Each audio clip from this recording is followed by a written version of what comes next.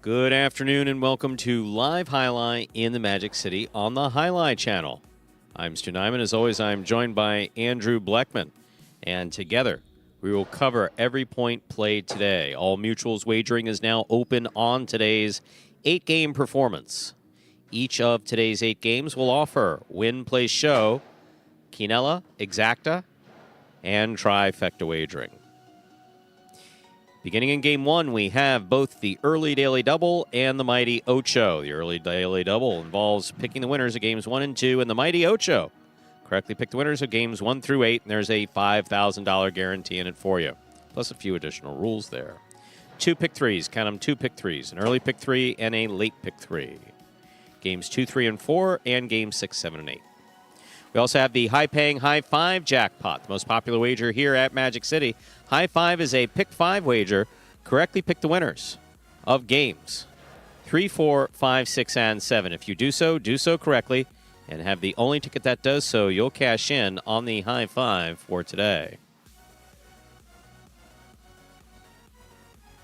Online wagering is available at watchandwager.com, or if you're in the state of Connecticut, mywinners.com. However, placing a bet is not necessary in order for you to enjoy all of the action offered by today's 8 games. We have no scratches. Wow, look at that updated. Look at that. Look, I'll tell you, Ron gets total credit. 2,700 in the carryover for the High Five. Ladies and gentlemen, that is Ron, who's been doing this since 1997. Andrew, what year were you born? Andrew, what year were you born? I was born in the summer of 97, Stu. So, since Andrew was but a wish in his parents' heart, Right. Ron has been doing this without fail and professionally. I know because I've watched him do it for that period of time. With all that in mind, we ask you to make your wagers as early as possible within the scheduled post times. Then sit back and relax. Post time for Game 1 is now just 8 minutes away. Steve, sorry I wasn't able to get back to you. Things were a little hectic this morning. We have a printer issue that I was trying to deal with. But thank you. Ron thanks you for the shout-out. Ron is one of those unsung heroes behind the scenes. Now, since the year that Andrew was born, he's been doing this.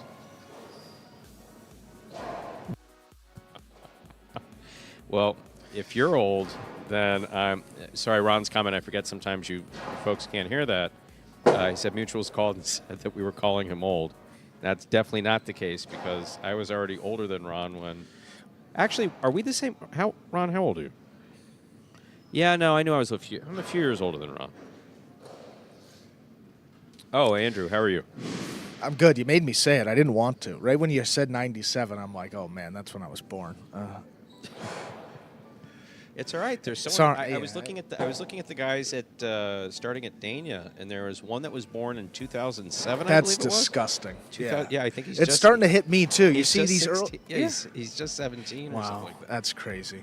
Oh no, believe me. As you get older, 2 things happen. And folks in the chat, I know many of you, the age ranges that you fall into.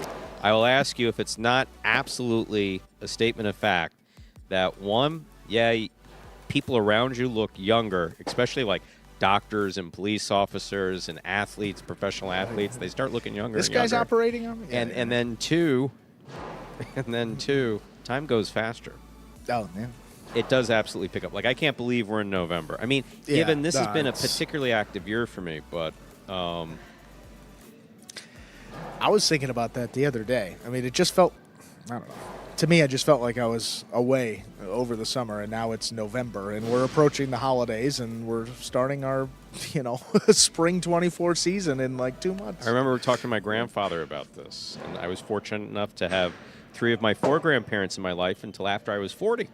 Wow, so that's a long time to spend with grandparents. I had wonderful grandparents, but I remember asking my grandfather about just this very concept on his 90th birthday. I said, so things seem to be speeding up, and he just sat there smiling, shaking his head. He says, you have no idea what's coming. Yeah. He says, you wake up, it's January. He said, and you go to sleep, and it's 5 years later. Yeah. Oh. Very true, Stu. Well, we got 5 minutes to go here until game number 1. As we do before the first game of all of our performances, we have this video that will explain the scoring format for all 8 games, which today, as every day, is Spectacular 7 scoring. Spectacular 7 singles games are played with 8 players. Each player wears a different color jersey numbered 1 through 8 on the front. These numbers are traditionally referred to as post numbers. Post numbers are used to signify the order in which the athletes will play in a game. These numbers are also used for betting purposes. Don't be confused by the numbers on the back of our jerseys. Those are just for fun. Each game begins when the player in the post 1 red jersey serves to the player in the post 2 blue jersey. The served ball must land between the 4 and 7 lines marked on the court's side wall. If the ball lands between those lines, the serve is good and play continues until one of those 2 players wins that matchup. The player who loses the matchup exits the court and waits for his next turn at the end of the rotation. It's important to note that every game has 2 rounds. The first 7 matchups in a game make up round 1. Each matchup in round 1 is worth 1 point. Round 2 refers to all matchups that take place after the 7th and final matchup of round 1. The number of matchups in round 2 varies from game to game. And in round 2, each matchup is worth 2 points. The first player to earn 7 points wins the game. And we are back here now, just about 4 minutes from the start of game number 1. Say hello to our chatters this morning. Mentioned a couple of them. It's Steve, of course, William, Michael, Mo, boom. Boom, boom, that is. Roland on that game 1 combination out there.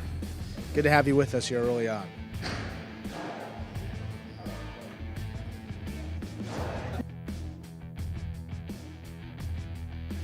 No, I'm sorry. That was like, folks. We do try to. So anyway, we take no position on religion, of course, on the show or politics whatsoever. But we do have some folks back here who are very well versed in the scripture. We absolutely do. Sure.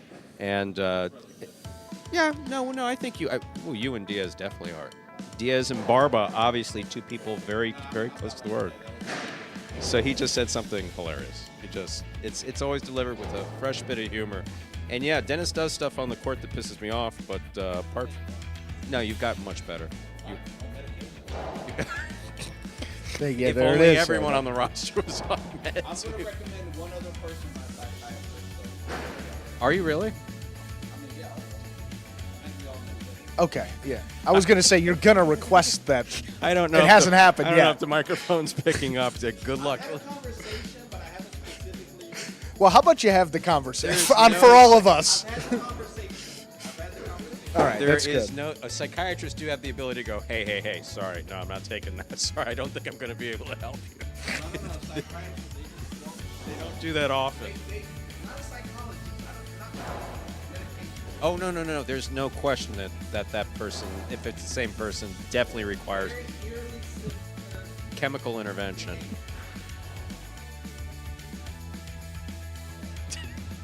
And Diaz chimes in with something tells me in West Virginia there's 3 psychiatrists. That's why Mike's back, actually. One of my emotional disabilities was having the feeling that if I'm right, I'm going to stand here and let the earth fall away and defend my position.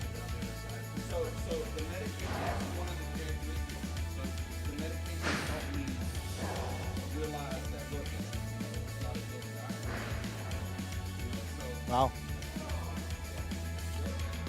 Some good life advice here from El Barber. No, You know, that was beautiful. fantastic. actually. Yeah. Because it was a huge problem where he believed believed that when he was absolutely right about something that he had to fight. He had to fight it, which also put him at odds with JR and I frequently.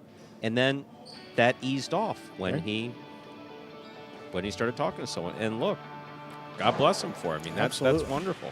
Because that's life. Life is compromise. If I just stood around and folded my arms over everything that I thought was right, and just, 1, I wouldn't be able to work anywhere, and 2, I don't think I'd be in jail, but, you know.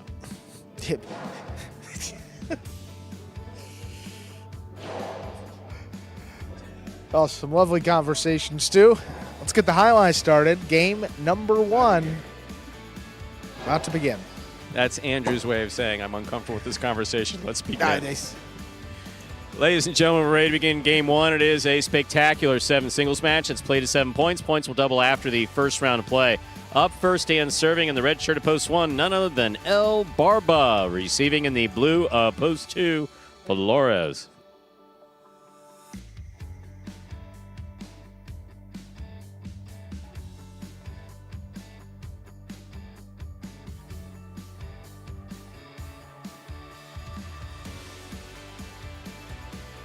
There's the serve. We begin. Backhand by Flores. Rebote forehand by El Barba. That's beautifully thrown. Backhand by El Barba to the inside. El Barba has it on the costado. 2-all played and scoring. Well thrown. Point 1. El Barba first up on the board in today's first game. Here is the white shirt at post 3, Tennessee.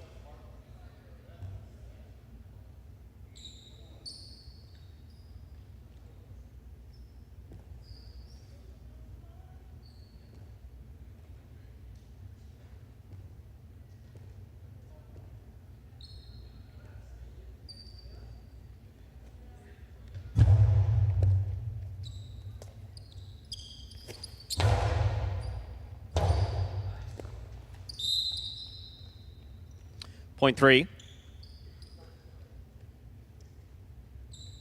Green shirt, post 4.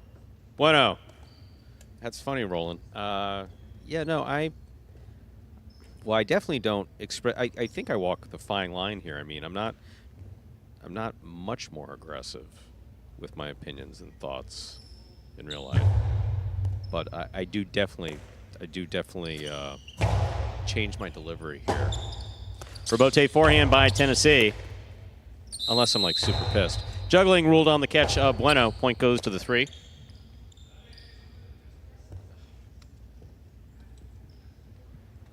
Receiving the black shirt, post 5, Jedden.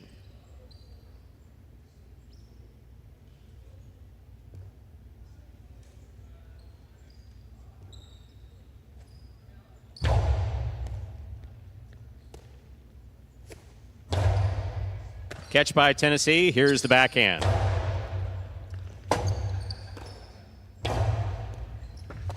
Beautiful catch by Tennessee. There's the backhand. Backhand by Jedden. Powerfully thrown. Rebote. Left side. It's a 2-all. Jedden attacks. Has a scoop. What a catch by Tennessee. Powerful backhand. Rebote floating. Rebote forehand by Jedden. Here's Tennessee. 2-all. Stopped on the forehand of Jedden. Jedden powerfully from the right side. Tennessee got assessed on that. That was well played by Tennessee and Jedden. Point 5. Yellow shirt, post 6, Iriondo receives. Maybe recently, Boom Boom, but no, I promise you we've had slower points played.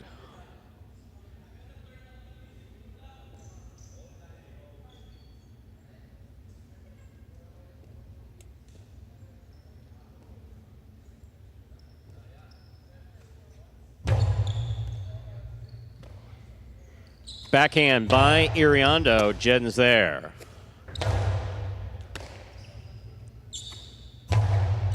Powerful, powerful backhand. Jedden tracked that ball beautifully for the rebote. Here's Iriondo. Great catch by Jedden. Nice backhand. Rebote left side by Iriondo. Jedden on the hop, makes the catch. Karam scores. Point 5. Pink shirt, post 7, number 10, Juice receives.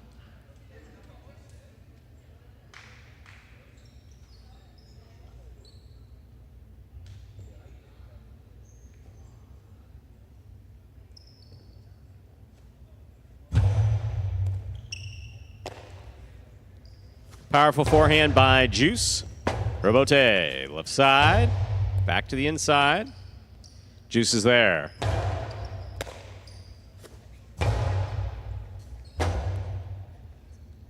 Juice on the rebote. Jedden keeps it on the forehand at the 6th line. Outside placement. That is really well played by Jedden to score. Crowd goes wild. 5 on the board. 3 points. Here's post 8, CRB.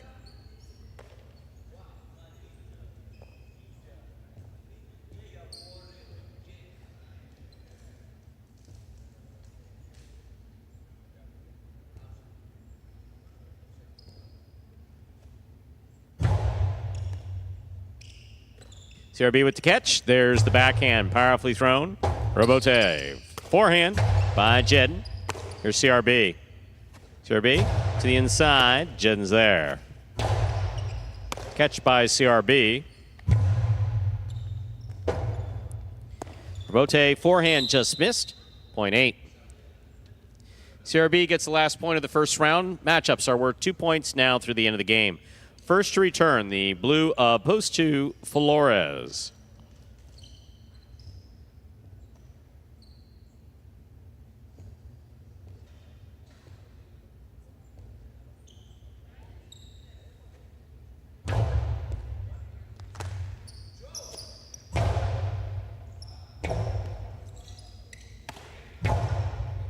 Catch by Flores. There's the backhand. Robote, forehand save. That's a nice play by CRB. He keeps the ball in play. Flores on the catch. Robote left side by CRB. Robote, forehand by CRB. Here's Flores.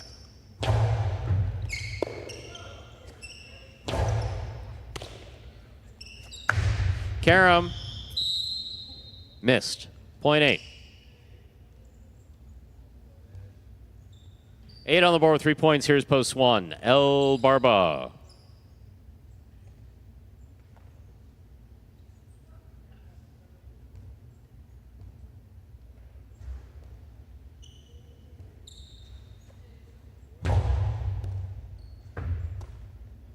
Here's the backhand by El Barba.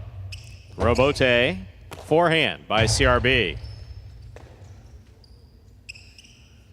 Light touch. Crossing the side wall, the floater scores. Point 1. El Barba has 3 points. In this matchup, we have El Barba serving to Bueno.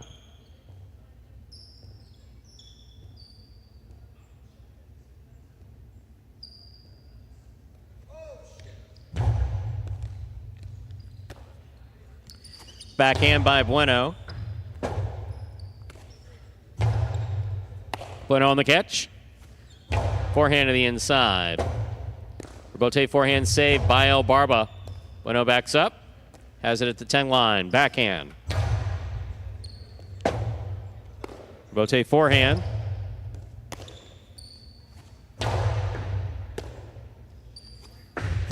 Backhand 2-all. This Robote's going to the outside. Bueno reads it. Plays it outside. Catch by El Barba. Hard throw, passing to the inside. That will score. Point 1. El Barba has 5 points and a possible game point. Trying to stop him is Tennessee.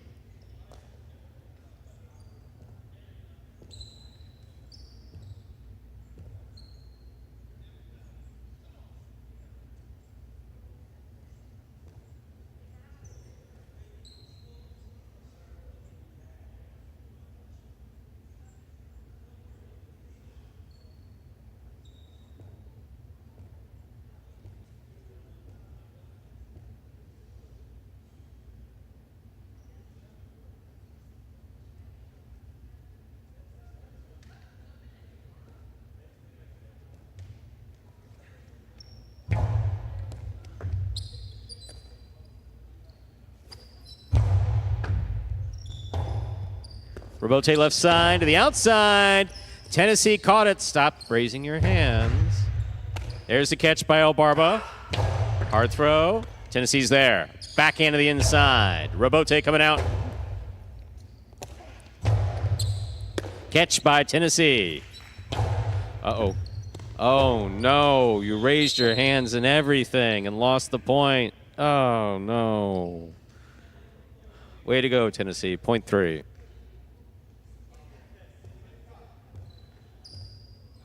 Three with 4 points. Here's post 6, Siriondo. Barba actually just played very well. No question about it. He played very well. Hands were a bit premature. That was a good point for him.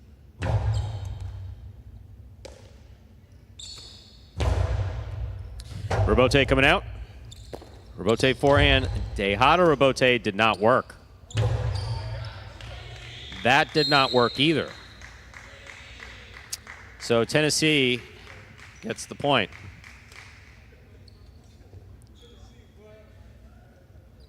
Three with 6 points. Here's post 7. Juice.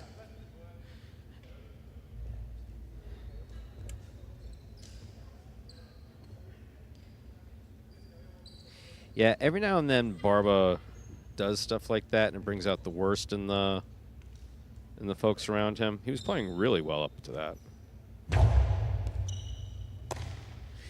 Here's a catch by Juice. Powerful forehand. Robote coming out. Inside placement. Juice is there. Backhand. 2-all. Juice on the catch with a hop. Carom by Juice. Stopped, but not held on to by Tennessee. Point 7. Play continues again in our first game. 7 with 2 points. 5 has 3. Jedden receives. Yeah, I don't have a lot of patience for the nonsense and shenanigans, we'll call it. But as long as there's good play, I don't mind. But that was some effed up play there.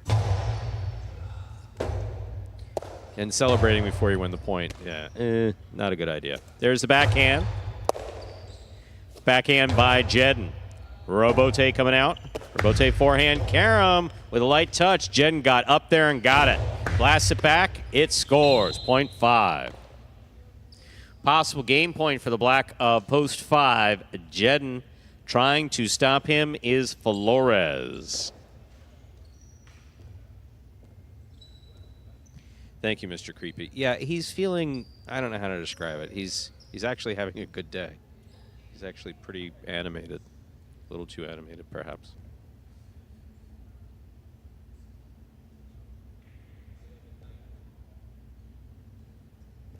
Good point, Jake. Flores on the catch. There's the backhand. Powerfully thrown to the inside. Robote. Forehand. Flores on the catch. He goes to the inside. Jedden's there. Jedden from the 9 line. Flores is there. Backhand.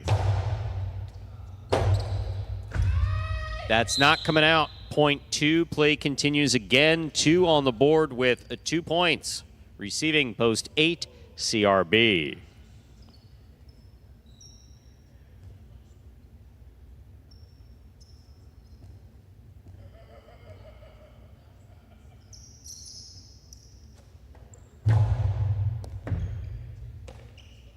Backhand by CRB. Too much. That hit the overhead screen. Point 2. 2 with 4 points. Returning. Post 4. Bueno.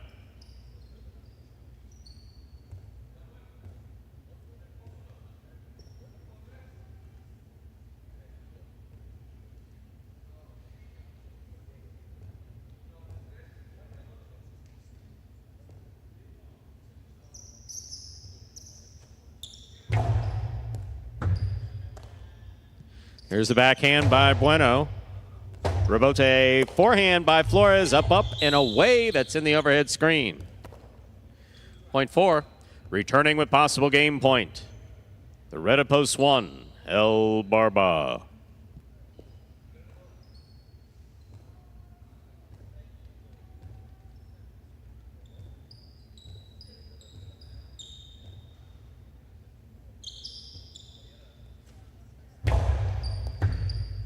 Here's El Barba on the backhand. Clips.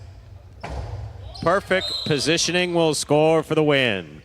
Point and game, ladies and gentlemen, to the red shirt of post 1, El Barba. Yes, sir. Now you can raise your hand. See what happened when you did it before? You got screwed out of the win. Now you won it. 3 places, 5 shows. Unofficial order finish 1-3-5.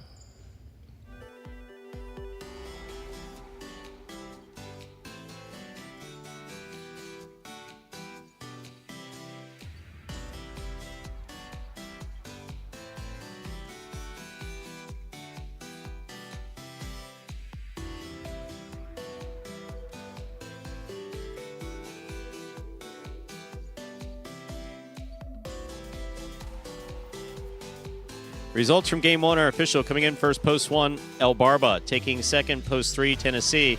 Coming in third, Post 5, Jed. 135 is the official order of finish for Game number 1. There are your prices. Again, we're looking at a trifecta over $1,000 in the early games here at Magic City. That's beautiful to see. $2 Quinella 1-3. $60.40. The trifecta 135 with the one on. Oh, it's El Barba. I get that, but I know that you folks who watch handicap, but 135 to pay $1,182.20. You all can't be handicapping. Some of you have to be just playing numbers, but congrats to those of you who cashed. $2 wager on 1 to win, 1960. Up next is Game 2. It is a spectacular 7 singles match. Play to 7 points. Points double after the first round of play. There are no scratches in Game 2, and post time is 7 minutes. Don't forget about the early pick 3. That begins in Game 2. Pick the winners of Games 2, 3, and 4 to play the early pick 3. Post time, 7 minutes. Good luck.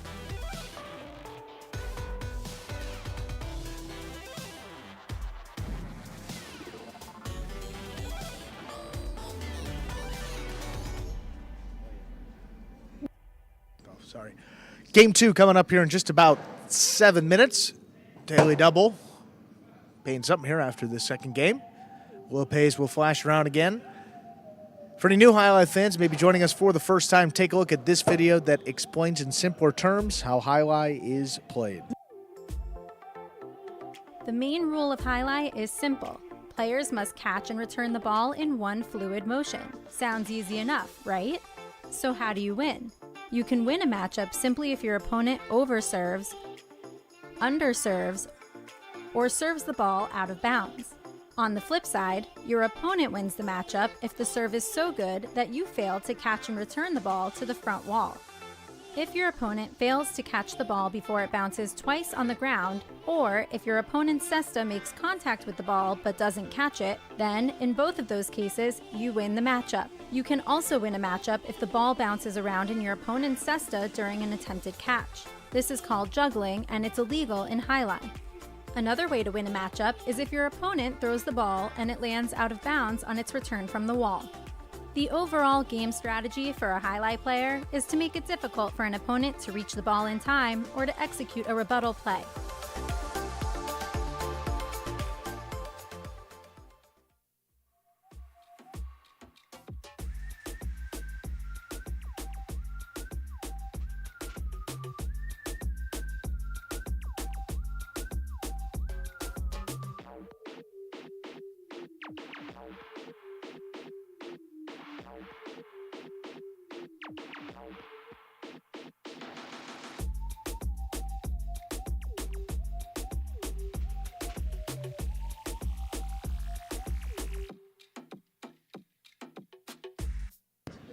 Sorry about that, folks. We were talking to Scott back here.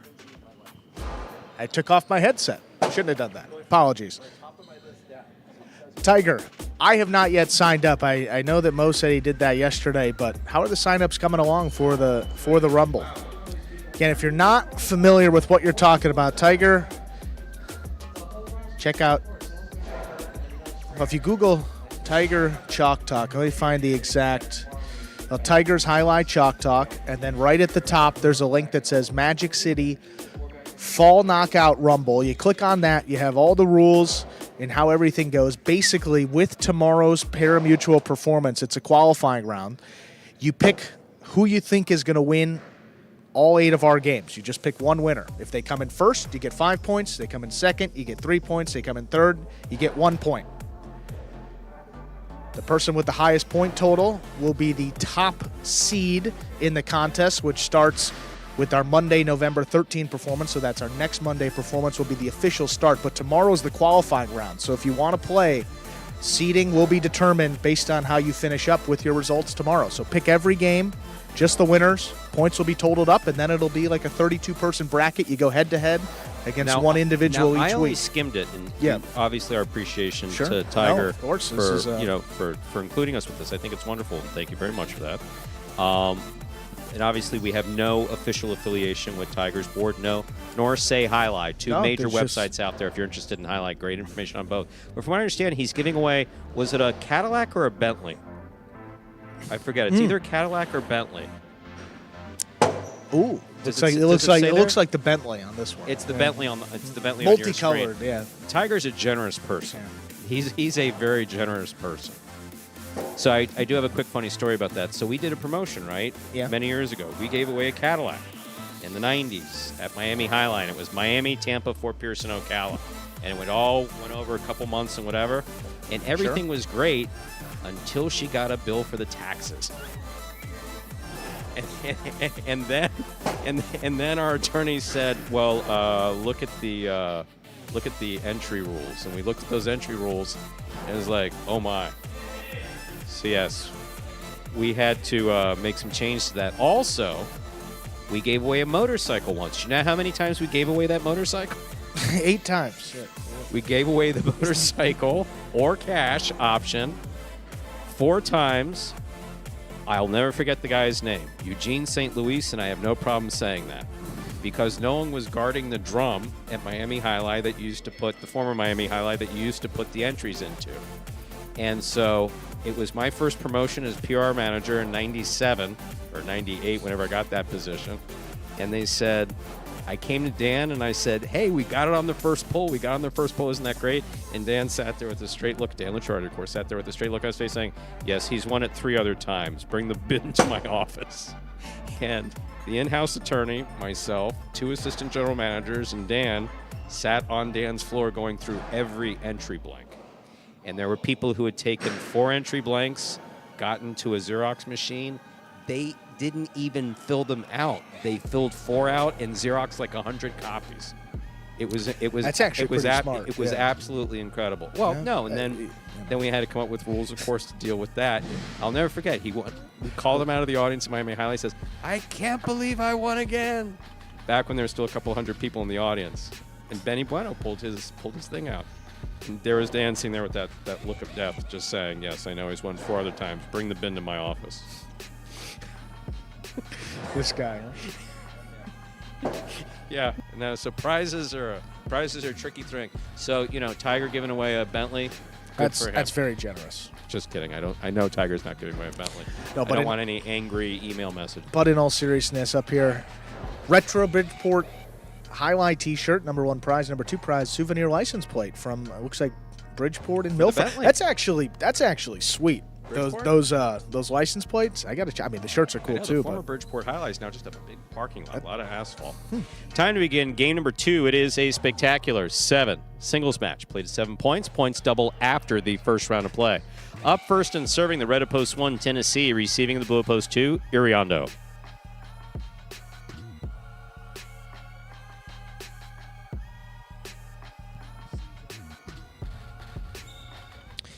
Tennessee serves. We begin.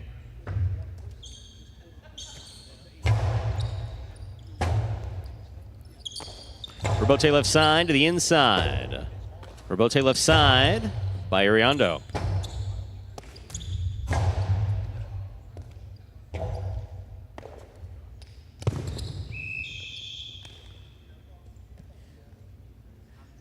Good effort. That ball hit the pad. The pad is bad. Point 1.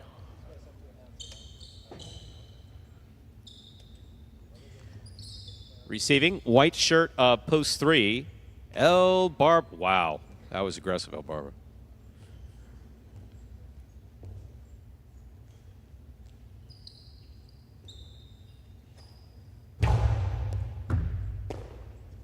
Here's the backhand by El Barber to the inside. Tennessee is there.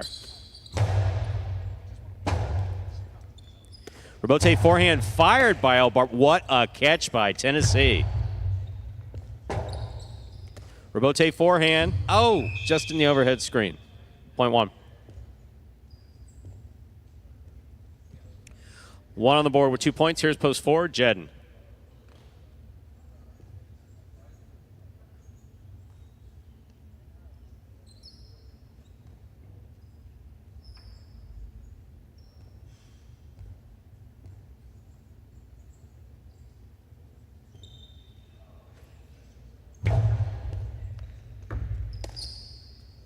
Backhand by Jedden. Robote left side. Oh, my. Point 4.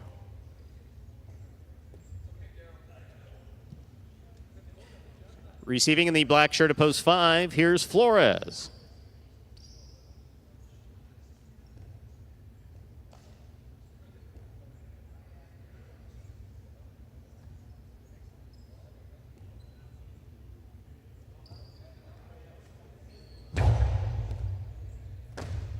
Beautiful catch by Flores at the side wall. Good serve by Jedden. Ball's on the wall, hooked on the rebote, point 5. Yellow shirt at post 6, CRB receives.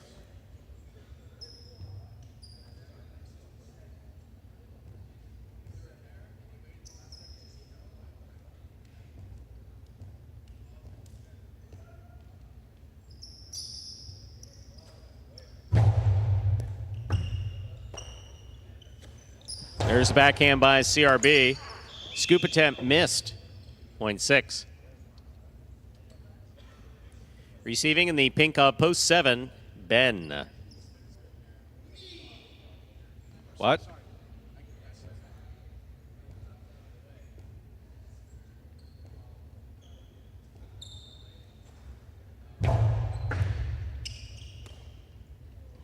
Backhand by Ben, powerfully thrown. CRB looks for the rebote about the 8 line. Play to the inside. Here's Ben. Ben over the top. Oh my, what a catch by CRB. Fine forehand. Ben on the scoop. Backhand.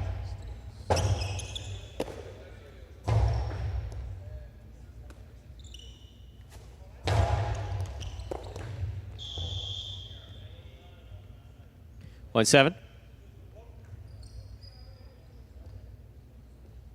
Here now to complete the first round and receive. Purple of post 8, Juice.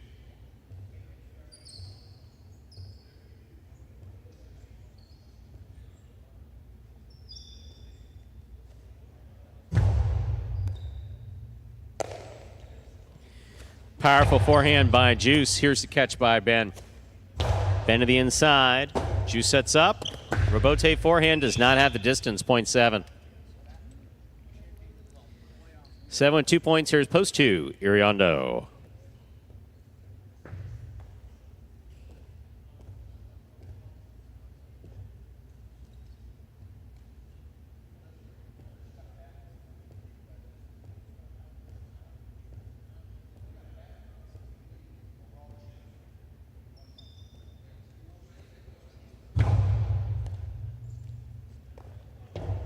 Ball tipped off the serve, point 7.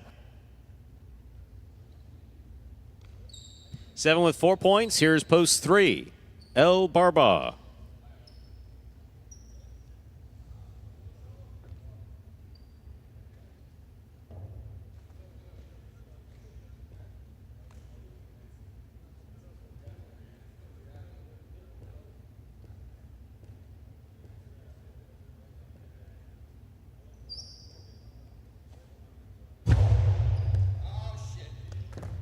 Excellent catch by Albarba. Powerful backhand. Rebote by Ben. Catch by Albarba. Backhand. Albarba with a great catch there at the 8 line. Backhand. Here's Ben. What a scoop by Albarba. Albarba again, this time from the 8 line. Backhand to oh my. Wow. Sorry, Ben. Point 3. Man, I hate that shot. Okay, here's the red shirt of post 1, Tennessee.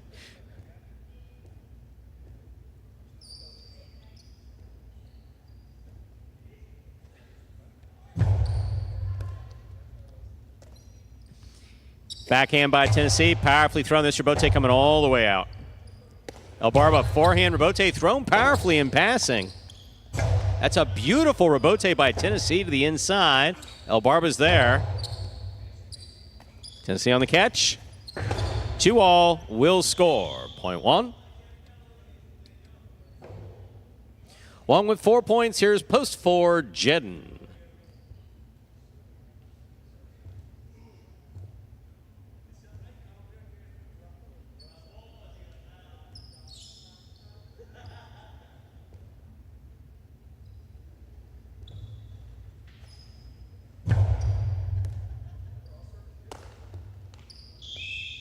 Point one. Possible game point for Tennessee in the red of post one. Trying to stop him, Flores.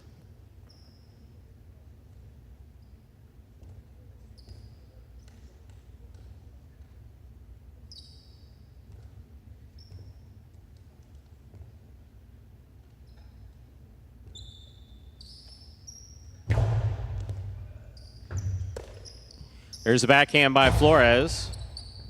Robote, forehand by Tennessee. Here's Flores.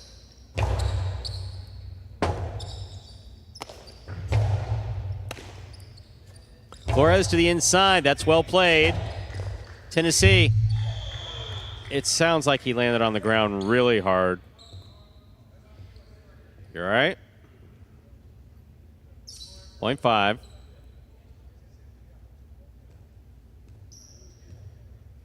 5 with 3 points. Here's post 6, CRB.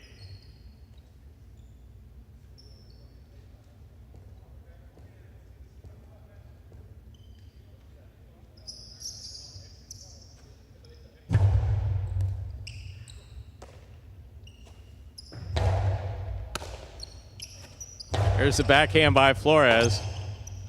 Robote forehand to the inside. Here's Flores from the 7 line. Backhand.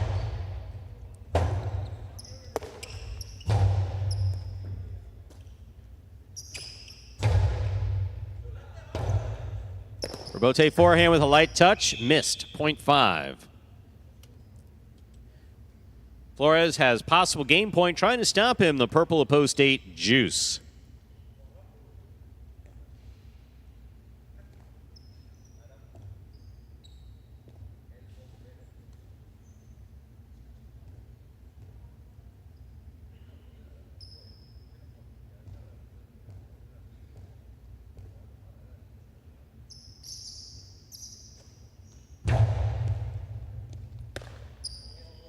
Powerful right side by Juice. Flores makes the catch. Flores from the forehand. Juice, nice grab. Backhand. What a catch by Flores. Robote, left side. Flores on the catch. There's the backhand to the inside. Juice, does that make it? Oh, wow. That was ridiculously close. Point in game, post 5, Flores. 1 places, 7 shows. Unofficial order finish, 517. Your prices will be up in a moment.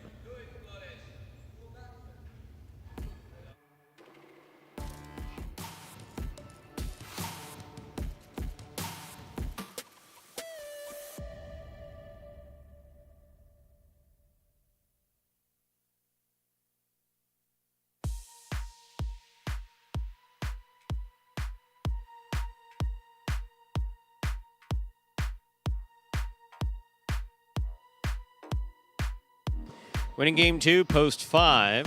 Flores taking second, post 1. Tennessee coming in third, post 7. Ben, 517, official order finish, 4. Game 2. There are your prices. Constellations in the daily double, 1 all, 1520, all 5, 1080. $2 Quinella, 15, 3540. Trifecta, 517, 665, 60. Up next, ladies and gentlemen, game number 3. It is a spectacular 7 singles match, played to 7 points, with points doubling after the first round of play. Post time for game 3 is 7 minutes. Good luck. 6 Osprey 6. Was pleasantly surprised late last night. Semicolon. Good use of the semicolon. Semicolons are underutilized in texting. Nice to see. Turned on. Is that Beln? B-E-L-N? Beln's Bien? Bien Sports. Oh, sorry, I'm not using my reading glasses. That's an I, not an L. Bean Sports on FIOS and found a February Battle Court match being shown. Maybe I'm just out of touch. Highly doubtful. But had no idea these were shown on TV. So, 6 Osprey. Part of what's going on behind the scenes deals with content and exposure. Turns out that basically the way streaming works between what's streamed to your phone and streamed to your tablet and streamed to your television sets requires lots and lots and lots of content, And so actually a number of these providers are looking for content, and they're more open to potentially showing us. So basically what we've done is we've taken a shotgun approach and basically said, hey, if someone wants to show one of our previous signals from like 2 weeks ago and they want to show it in a sports bar in Cleveland, what's wrong with that? There's nothing wrong with that. The more eyeballs that are on this, the more opportunity there is to draw people into Battle Court and potentially even to Pelota, and maybe they'll consider placing a wager on it. So yeah, there's a possibility. In fact, I've been hearing this actually quite a bit lately, is I've gotten text messages from sports bars, 2 sports bars specifically, one actually in, where the hell was that friend? That friend was in upstate New York? I don't know where he was, but It's been all over the country. yeah, no, so it will appear randomly on different streaming, depending upon what someone has up or someone tunes into. It could literally appear anywhere in the country. So yes, that is new. We're very happy about it, and I'm glad you saw it. That's awesome. Now, there was another comment that we want to get to. Peter Tenor. Well, look who won the first game yesterday and today. Now you know why trifectas pay over 1,000. So the truth of the matter is that Barba tends to come around, I'm not going to say about this time of year, but he's on. His mood is great. His play. If you go back and actually watch him play yesterday and today, you'll see a different Barba than you saw, I don't know, a couple months ago before we left for the break. So Barba has been spot on. Now, whether or not that translates into win, place, and show, remember this is Quinella Highlights. So you have the round robin rotation, which basically means that in the doubling of points. So any player can win these games. Some are potentially more likely to win than others, depending upon who else is playing in the game. But in that first and second game, Barba, when he's on, can beat anybody who's down there, including Bono, and that's what happened there in our, what was that? That was the first game. So yeah, he may have led to an over $1,000 trifecta, but shouldn't leave him out of your picks. Steve M. question, what is Inaki's injury? So, Inaki's specific injury is not something that we can discuss. We tend to view HIPAA seriously, and it's not something that we know when he will be back. He could potentially be back within a few weeks. We may not see him until next year. It's anywhere in between the two. And when we know, we will let you know. But it is not a career-ending injury. That we do know. It is not a career-ending injury, and he will be back and he will be okay. Mr. Creepy, here's a question for Stu. I'd like to know why Jorge Masvidal was sweating so much in the promo video, please. Mr. Creepy, I wasn't here, and it's hot. It's hot in here. Okay, so I wasn't here, but I can tell you that, there's a lot of pressure. There's definitely a lot of pressure associated with this. And from what I understand, he did actually very well. Andrew, did you see it? I saw a couple of the throws. He was okay. Yeah. He was more than okay. I mean, the fact that he was getting the ball up off the front wall consistently after about 20 or 30 minutes, that was rather impressive, and got a serve in also, I saw. It got past the 4. All right. Well, that's good. Is it hot in here? No, quite the opposite. It's freezing in here. Yeah. I mean, it's really cold. It tends to get hot on the court. It was explained to me a few years ago when I said, hey, is there any way of making it warmer in here? That the same ACs that cool this room cool the servers for the slots in the casino, which is adjacent to us. And so they said, no, we can't make it any warmer. I was like, okay. So what happens is it's a big metal building. And I look up. If that's insulation, it's probably asbestos, but that's besides the point. And the building was built in the 50s. Asbestos was the greatest thing in the world, for 50 years. I've been advised it's not asbestos. Anyway. So basically when it's a big metal building apart from that, as it gets cold, it really gets cold inside the building. So as the temperature, even if it goes into the 70s outside, low 70s, it gets really cold in here. And I've just been notified of a late scratch. CRB scratch in Game 7 and tomorrow. So CRB is a late scratch for Game 7. Hear ball bouncing, please.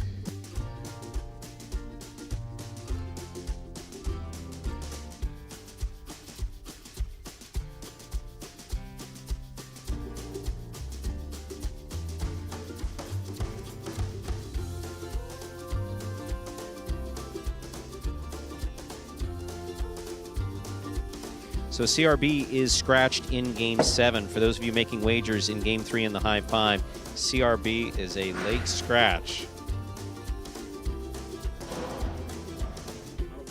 Looks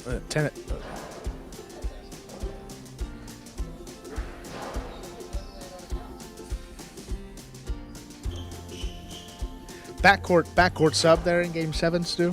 Thank you. Before I was so No, rudely dude, I just interrupted by wanted I Coach wanted to Whitney. clarify. It's Tennessee, right? Tennessee going in for CRB there, post 4. Looks like he is the backcourt sub. Big Brain 61. We'll get to that question. What's its name?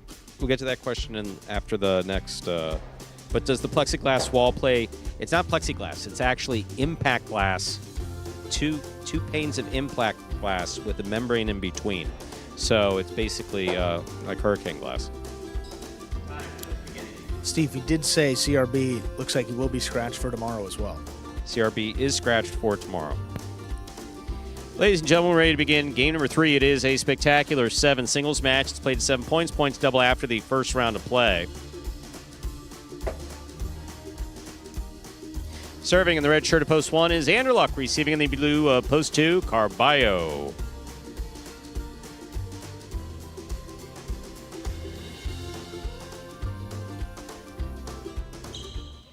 There's served by Anderluck. We begin. Backhand by Carballo. Anderluck's there. Powerful forehand. Robote. Forehand by Carballo. Anderluck makes the catch. Carballo, missed ball, point 1. Receiving in the white shirt of post 3, Ben. Best I can do on short notice, Ben, sorry.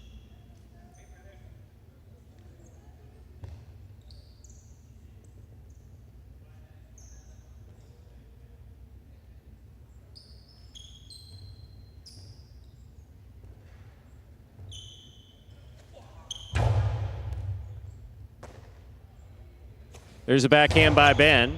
Anderluck's there.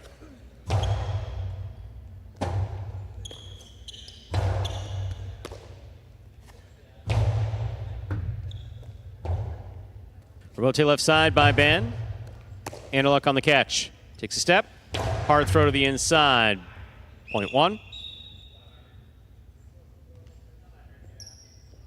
One on the board with 2 points. Here's post 4. In the green shirt receiving, Ikeda.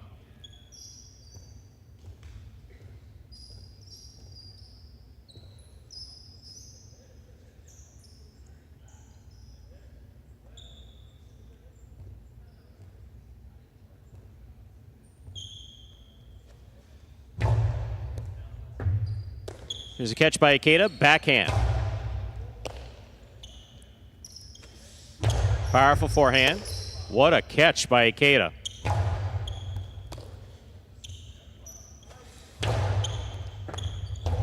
Point 1.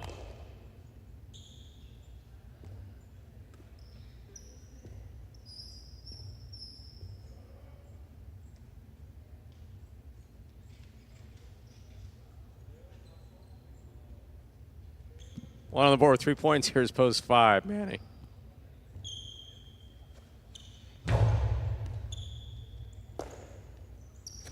There's a backhand by Manny. Robote, forehand. Scoop attempt missed. Robote not there. Point 5.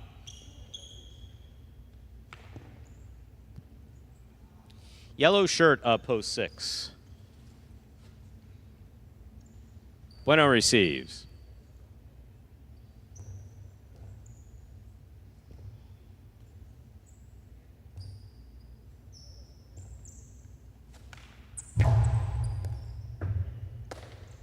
Here's the backhand by Bueno. Catch by Manny.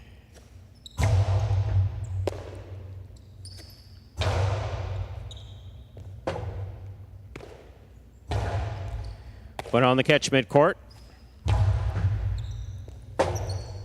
Robote left side. Cut off by Bueno. Point 5. 5 has 2 points. Here's post 7, the pink shirt, Arats.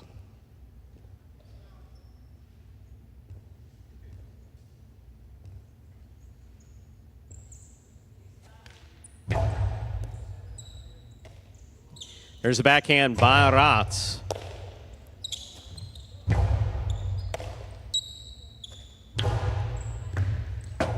Robote saved by Manny. Arats attacks, has it in the air.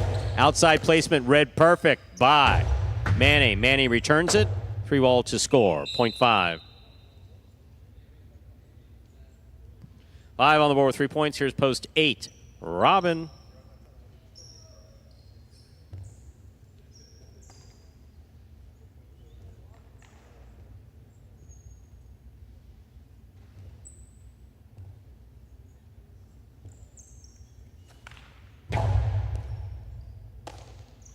Backhand by Robin to the inside. Caught by Manny.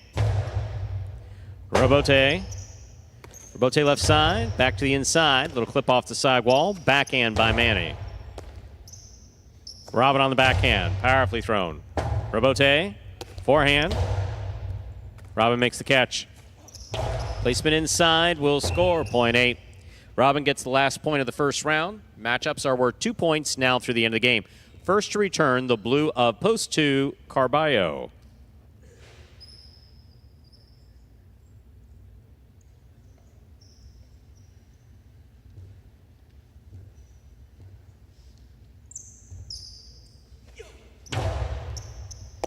Carballo from the forehand. Powerfully passes. Robote, left side by Robin. He makes a save. Carballo from the costado, winds up. Costi inside, stopped but not held on to by Robin. Don't do that, you'll hurt your neck. Point 2. 2 with 2 points. Here's post 3, Ben.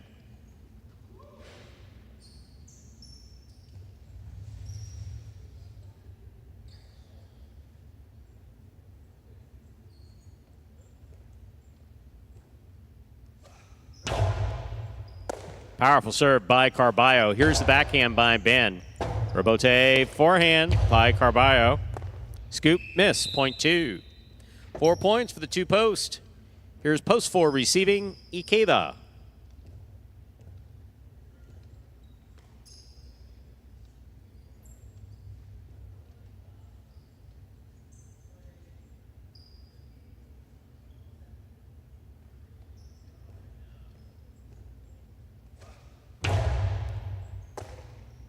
Here's the backhand by Ikeda. Robote. Forehand by Carballo. Ikeda on the catch. Beautiful catch by Carballo. Nice backhand to the inside. Here's the Robote. Robote forehand. Passes. Robote forehand. Karam. That lands wide. Point 4. 4 with 2 points. Here's post 1. Anderluck.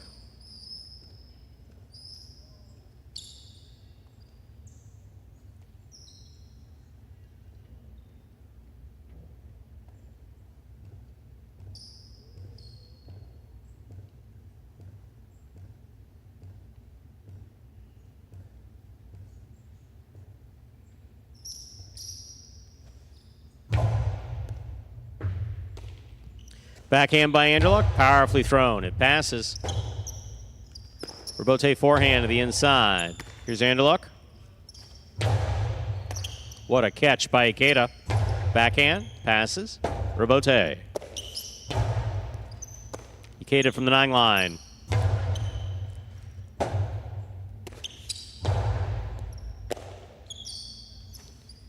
Big right side by Ikeda. Forehand, Robote hits the pad, point 4. 4 with 4 points. Here's post 6. Bueno receives.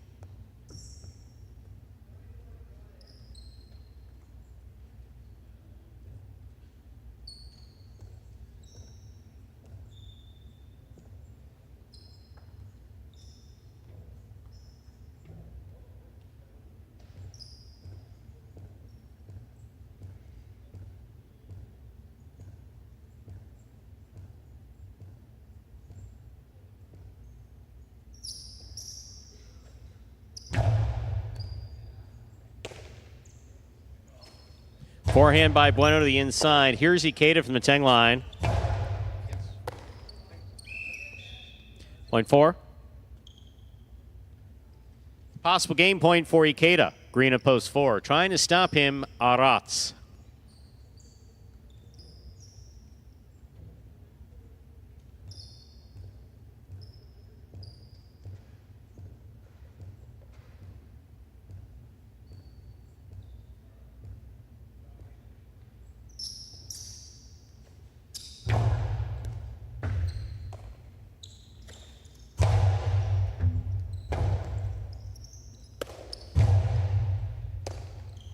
There's a backhand by Arats. Backhand by Ikeda. Robote. Forehand.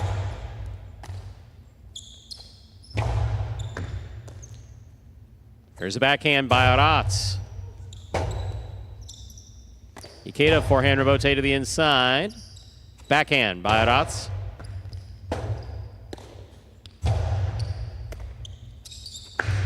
Two all, two score. That's beautifully played by Arats. Point 7. 7 with 2 points. Here's post 5. Banny.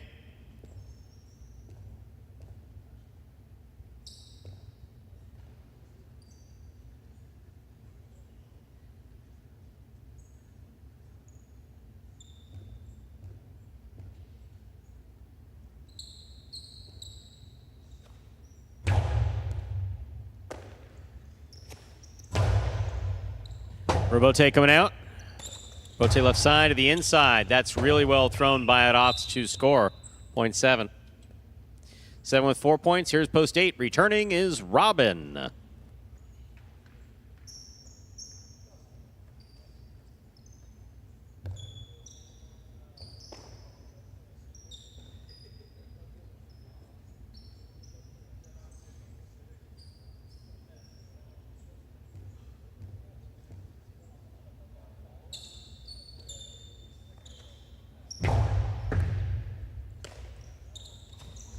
Coasty to the inside.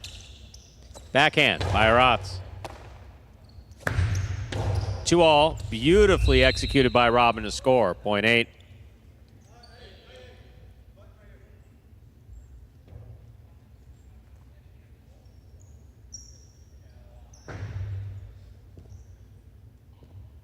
Receiving post 3, Ben.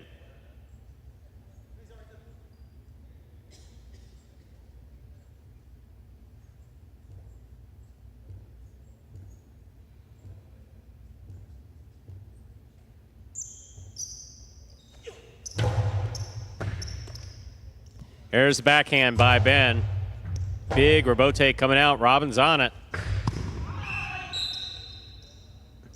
Point 3.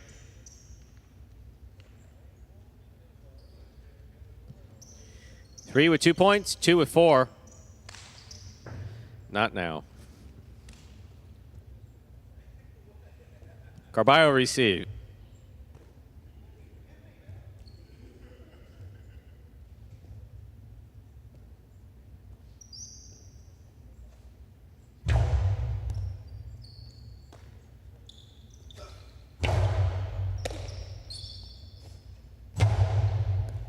Catch by Carballo. Carballo powerfully from the forehand. Robote. Robote 2 all. Carballo reads it, stops it, returns it powerfully, low and hard. Good effort by Ben. Point 2. 2 on the board with 6 points. Here's post 1. Anderluck.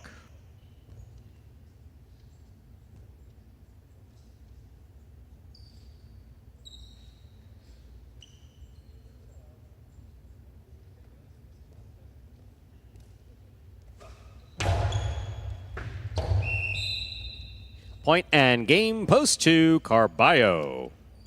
4 places, 7 shows. Unofficial order finish, 247. Your prices will be up in a moment.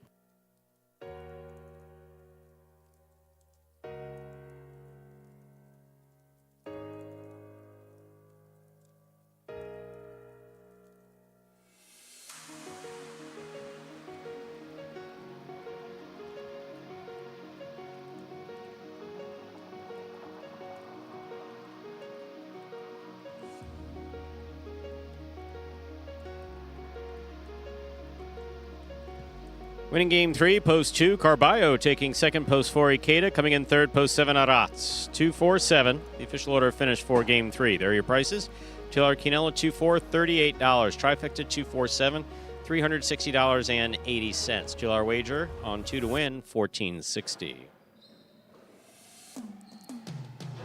Up next, ladies and gentlemen, is game number 4. It is a spectacular 7 singles match, played at 7 points. Points double after the first round of play. Post time for our 4th game, which closes out the pick 3, 7 minutes. Good luck. Hydrocephalus, 61. Just kidding. Big brain, 61. Get it? See what I did there? Odd question, unless, of course, you have hydrocephalus, in which case I apologize for my crude joke. Does the plexiglass, but you mean the glass, wall bounce play any different than what was used in older frontons? The answer, the direct answer, the one-word answer is yes.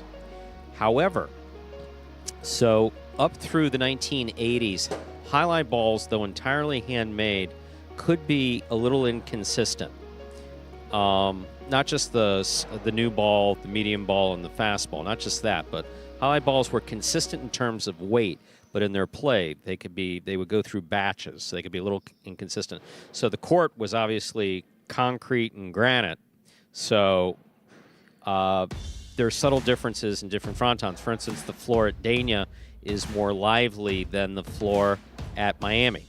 Don't ask me why. I'm sure it has something to do with like the feet of concrete that are part of the pour. Whereas Ocala plays very naturally. Fort Pierce has a particularly wide, or had a particularly wide wood or contra concha, whereas Palm Beach's was narrow. Palm Beach had a granite back wall, just like Newport, so rebotes would come out particularly fast. So there were, apart from those differences, the courts were fairly consistent despite length. But if you had some variation with ball, for instance, if you take a fastball up in Palm Beach, you could do some real damage with that. So here at Magic City, there are some very unpredictable bounces that happen because of the court. Each one of the panels on the front wall and the back wall is independent. If the ball is thrown and it hits one of the brackets in the corner, it makes a distinct noise and kind of dies when it's coming off of the front wall. Also, we have those Magic City bounces created by the ridges in the side wall. So all those things impact the play on the ball. The one thing that we do have is our balls are remarkably consistent. Our balls are just... Every ball is in essence the same. They do get faster as they get hot, like a traditional highlight ball. But that's the only difference. Peter Tenor, thank you very much for the. It's just a different form of it. Thank you very much for the compliment.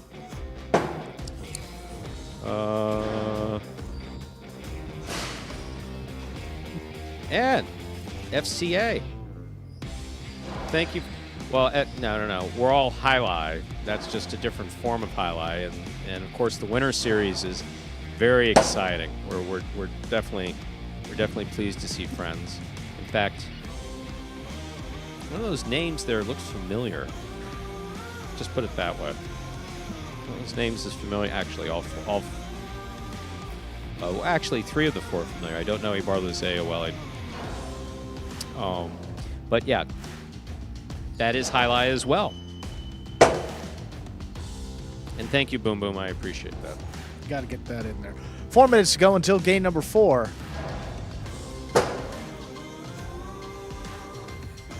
Got the pop culture highlight video coming your way right now. Imagine the perfect mixture of athletics, spectacle, and speed. Highlight. Let's design a Conan O'Brien or Conan superhero. Sure. Oven mitts. Maybe there's some steam coming off the mitts because I took a focaccia out of the oven. Oh, a highlight glove in the other one. That'd be great. Have you ever played highlight? Actually lacrosse, but it's highlight for white people. I'm Johnny Nacho. This is Steve-O. This is highlight. Highlight is like handball, only you fling the ball and catch the ball with this basket thing. It's more complicated than that. And dangerous.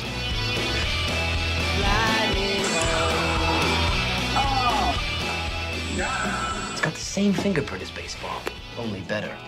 A special stadium called a fronton. And you can sit real close, which is a thrill because the ball goes 175 miles an hour. I can serve this pelota almost 200 miles an hour. Big whoop, that little squishy. Jesus, is this made of limestone? It's a dangerous game, amigo. It's called a cesta. It's made of reeds from the Pyrenees. The ball is called a pelota. A lightning ball.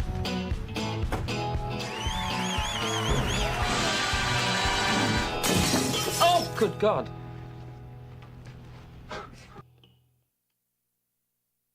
That's it. Yeah. And we're back here about 3 minutes from the start of game number 4.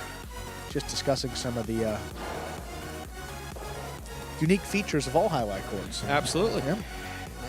Once again, FCA, if your point is to remind us that there are some fantastic partidos being played in Spain, we couldn't be more proud of our friends and how they've come around these last 2 years with fantastic highlight and beautiful production and a wonderful job that they're doing there in Guernica. The Winter Series is exciting. I'm very happy for the players over there. So, but if the comment, this is highlight, that's the only form of highlight, now that's the form of highlight currently being played in Europe. And also you have short court forms of highlight, given only one of the frontons has a glass back wall that I know of. Beautiful match, singles match played there between Goycochea and Olharan, which I still watch. I still watch that one. So that's a concrete, the granite front wall, concrete side wall, beautiful glass back wall, shorter actually than the Magic City court. So we know that you play short court highlight over there as well. And as far as the bigger picture, traditional size highlight frontons had their run here in the United States, filled with lots of highlight players, lots of expense, and unfortunately, it was not a viable product after the 1990s. Maybe you could say into the early 2000s, not here in the United States. So highlight had a good run as far as businesses were concerned, then everything changed. So we have introduced this form of highlight, which we believe to be more manageable and more marketable.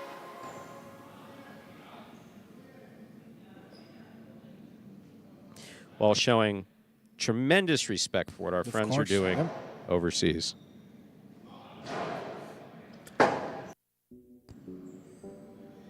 Especially just building highlight knowledge too. I mean, coming from, maybe not a traditional background, watching those matches and really getting an understanding of the traditional game and how important the Chick-Chack and Chula are.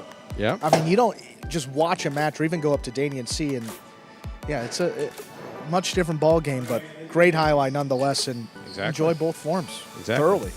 Exactly. I'm looking forward to December. Yeah. Oh yeah, I'll be up there. Both here and up there.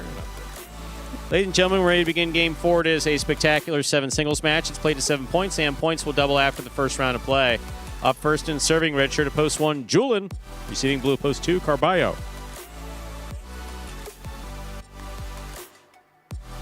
Ernesto, good one. Thank you. In fact, I'm going to screen shoot that and use it.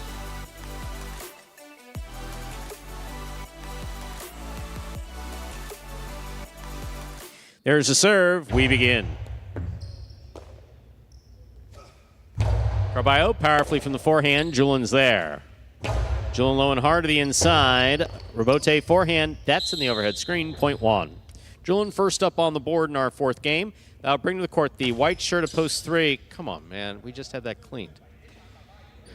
Ben.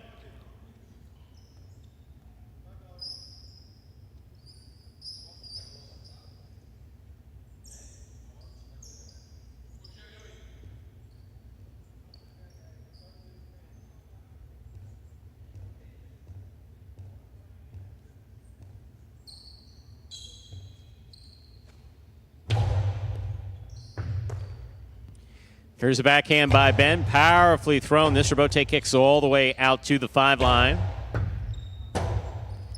Rebote left side. Julian reaching up midcourt. Low and hard. Ben on the rebote. That's a beautiful save by Ben.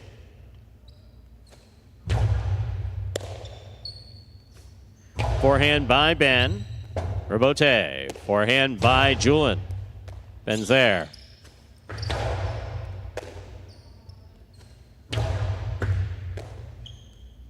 There's a backhand by Ben, powerfully thrown.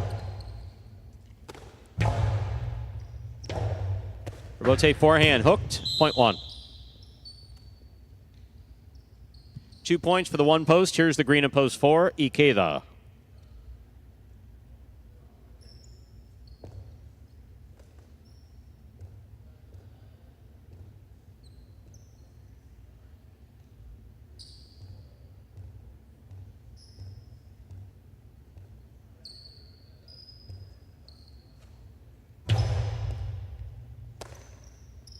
Big right side by Ikeda. Passes. Rotate forehand by Julin. Rotate save by Julin. Ikeda, forehand Robote.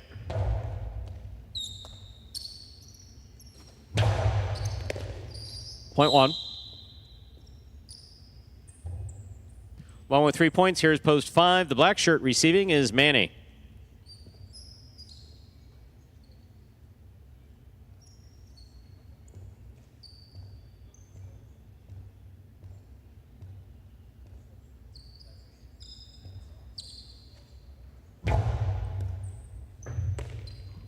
There's the backhand by Manny. That ball dies coming out of the crack, point 5.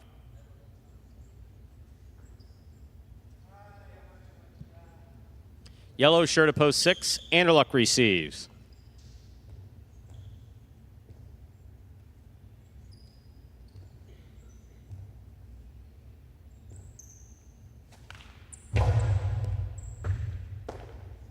There's the backhand by Anderluck. Manny on the catch. Rotate forehand. This one caught by Manny. Anderluck saves the Robote. Catch by Manny. Manny passes. Robote forehand to the inside. Ooh, that caught the side wall, midcourt. Ball tip, point 5. Pink, post 7, Bueno receives.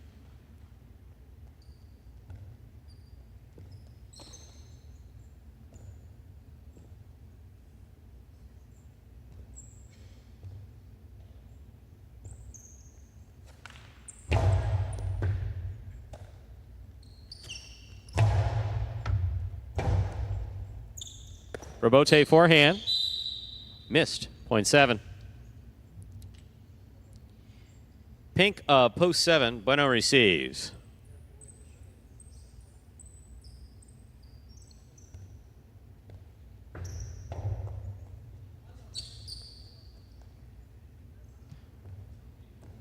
Great story, Peter, of a great man. Mucho respect for Buddy Berenson. Of course, Father Richard Berenson and Richie. There's a backhand. Robote coming out. Robote forehand. Scoop by Robin. Backhand 2-all. Bueno on the Robote save. Robin on the catch. Hard to the inside. Bueno with a tip ball. Point 8. Well played.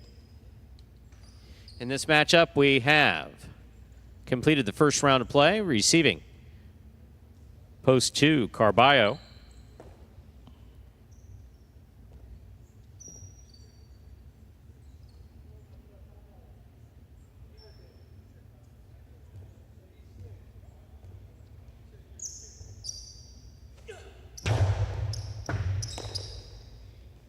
Powerful forehand after a fine catch by Carballo. Robote 2-all. Is out, point 2. In this matchup, we have Carballo serving to Ben.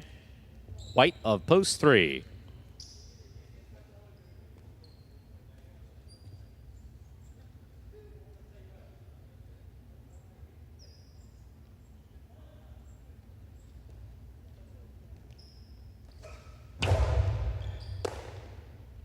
There's a backhand by Ben. Robote. Forehand save by Carballo. That caught the side wall, took some off it. Karam, read by Carballo, stopped by Carballo. Cortada by Carballo scores. Point 2. 2 with 4 points, serving to the 4-post, Ikeda.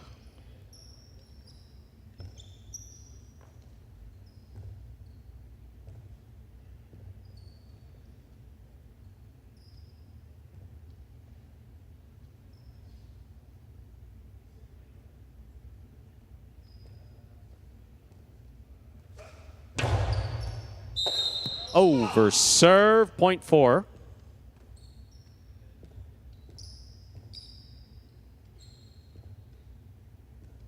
Play continues. Ikeda serving to Julin, red of post 1.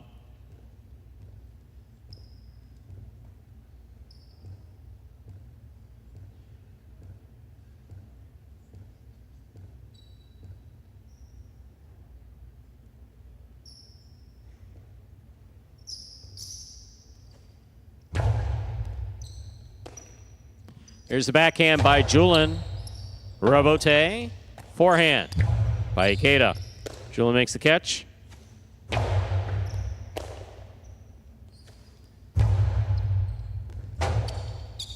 Robote forehand by Julin.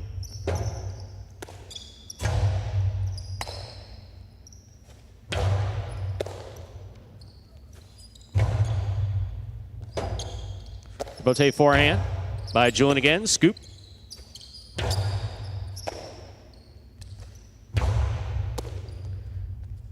There's the backhand by Ikeda.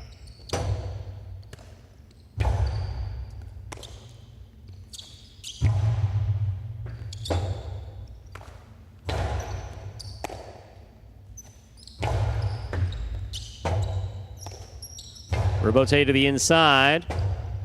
Robote forehand. Here's the catch by Julin. There's the backhand. Robote coming out.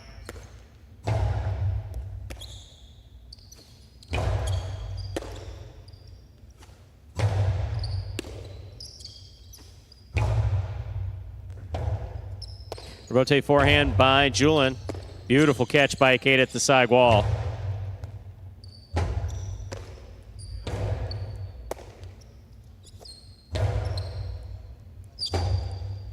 Robote forehand.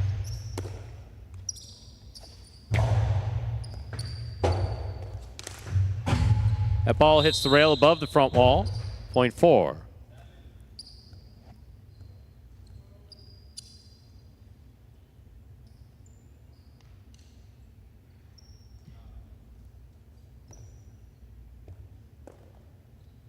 Receiving, Anderluck.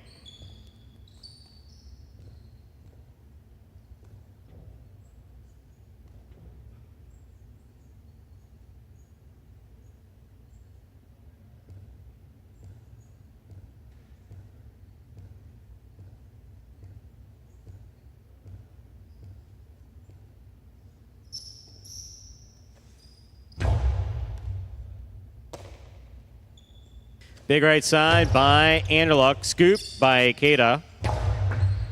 Scoop by Anderluck. Ikeda from the forehand. Picada. Robote forehand by Anderluck. Ikeda's there. Backhand.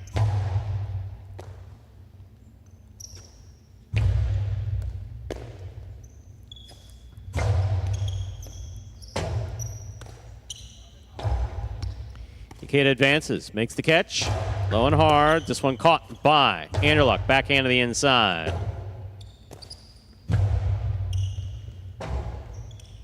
Robote forehand save by Anderluck. Ikeda's on the catch. Hard throw. Anderluck's there. Low placement to the inside. Ikeda makes the forehand Robote save.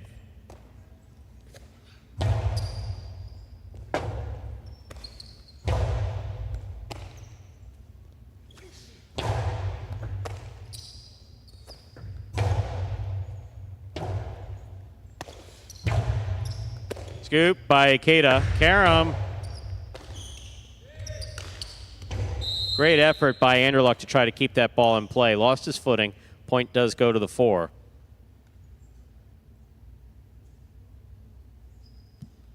Four with 6 points. Here's post 5. Manny.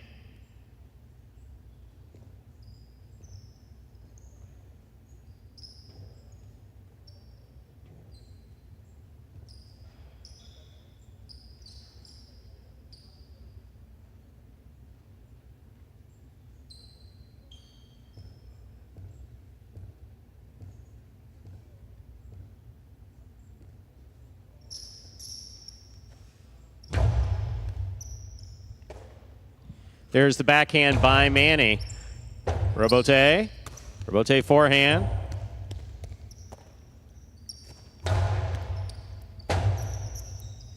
Robote forehand to the inside. Scoop by Manny. 2-all into the pad. Point 4. Point in game. Post 4. Ikeda. 2 places, 1 shows. Unofficial order finish 4-2-1.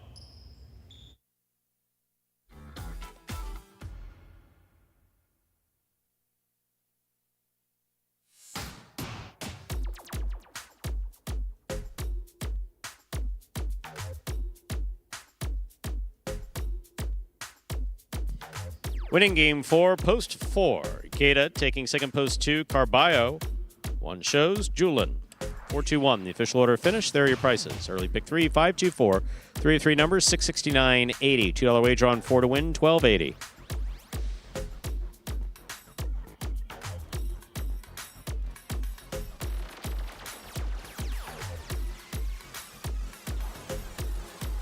$2 Quinella 2-4, 35-40.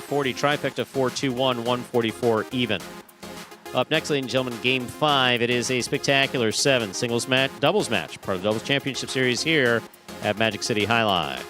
Post time for Game 5, 7 minutes. Good luck. Let's take this comment by FCA, referring to Ernesto. In tennis, the balls and the dimensions are the same. So, FCA, for debate purposes, let's first establish the terms. This is a 36-meter court, 120 feet. Are 36-meter courts approved by the Spanish governing bodies and the international governing bodies for pelota for highlight play? The answer to that question is yes, there are. I know that they usually only do singles on those courts, or they prefer to do singles on a shorter court. So let's take the dimensions issue that you bring up. Once again, FCA, this is for you. So Miami Highline is 176 feet. Dania Highline is 178 feet. Look at Guernica versus Marquina versus Mexico City. Okay, so as far as overall court dimensions, let's take the dimensions of the Contra Cancha. Let's take the dimensions of, or the composition of the Contra Cancha. Only wood, or can it be concrete? So the truth of the matter is that as long as our players use cestas made of chestnut,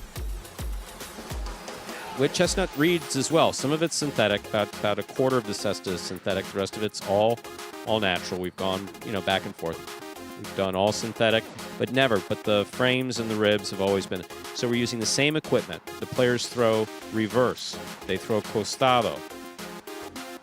They throw forehands, sidearm and picada. The serve has to go between the 4 and 7 line. It has to be served from the 11 line. The ball can bounce once. The rebote comes into the cesta, has to be played in one fluid motion. Everything else is highlight. So yes, the dimensions of the court here at Magic City are different. And we've explained multiple times why that was done.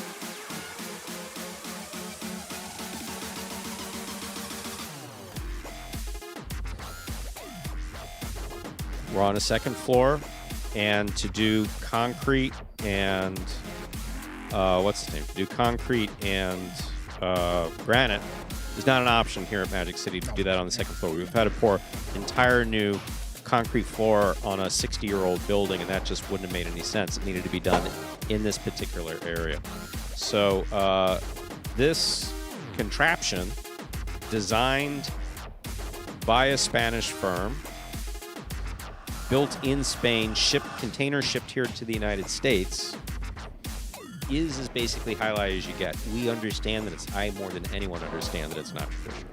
Once again, I imagine you've listened before. You know that my conscious memories of highlight go back to 1974 and all the players that went with that. So yes, I know the difference between the formats, and this is a different format, but it is very much highlight.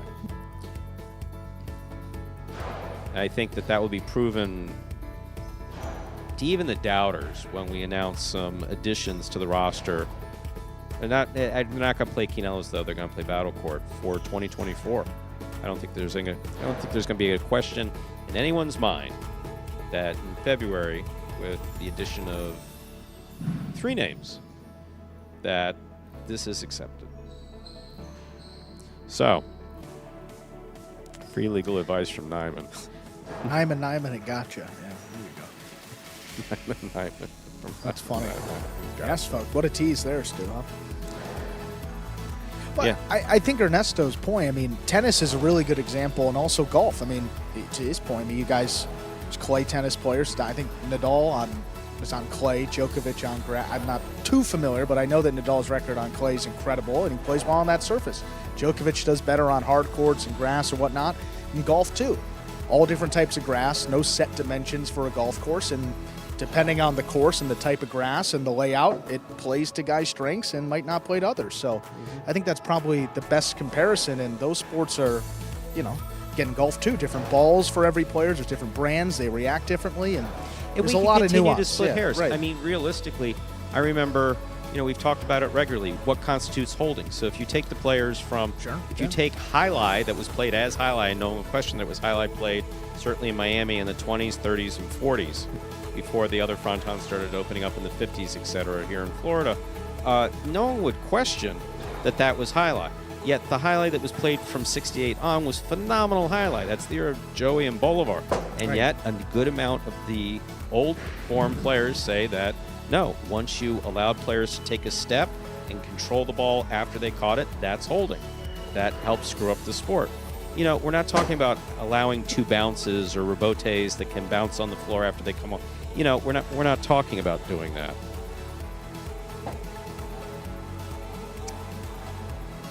FCA, that is perfect. That is absolutely perfect. See, we're on the same page. Thank you very much for the compliment. I do appreciate that.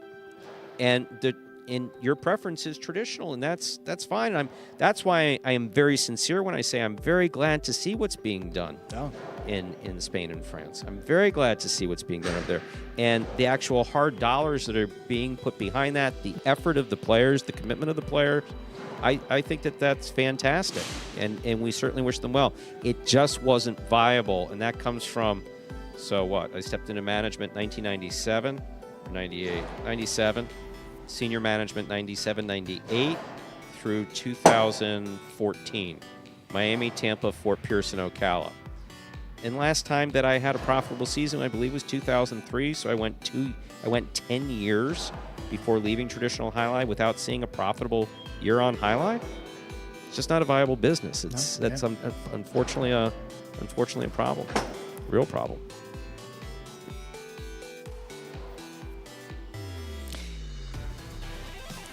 But for how long, Ernesto?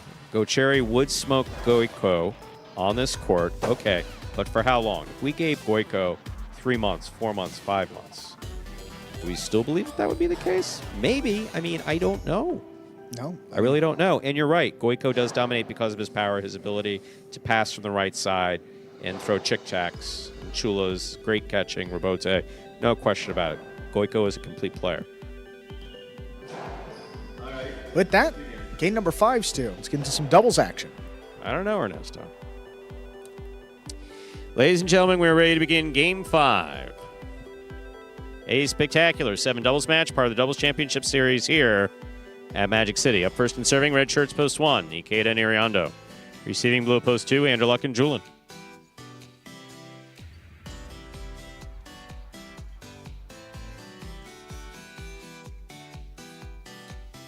Because the other thing with Goico is he's smart. He's a smart Highlight player.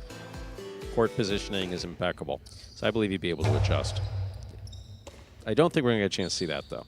There's the backhand by Iriondo.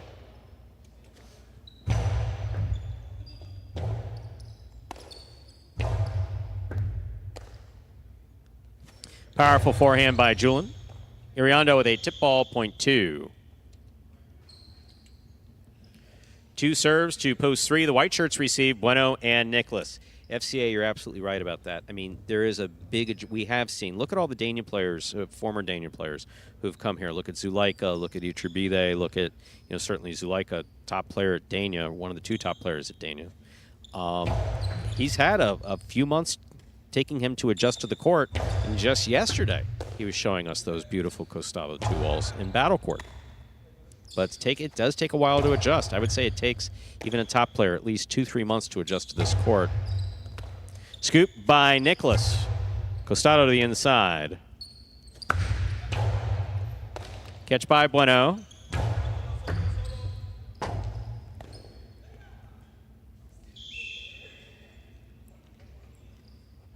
Point 3.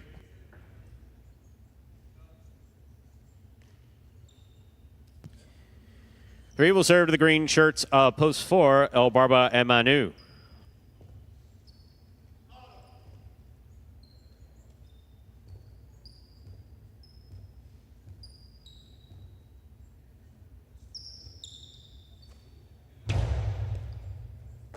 Here's the catch by Manu. Backhand. Powerfully thrown. Rebote. Forehand by Bueno. Catch by El Barba. Backhand.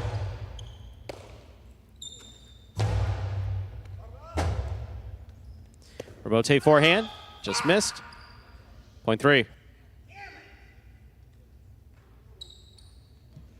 Three on the board with 2 points. Here's post 5. The black shirts receive Douglas and Tennessee. I think that all players know when it's time for them to retire. I do. I mean, by history, some held on for financial reasons. But I think players know when it's time to retire. And I think Goico's body's probably telling him now's a good time to exit the stage. Let the next generation come in. Here's the catch by Tennessee. Here's the backhand.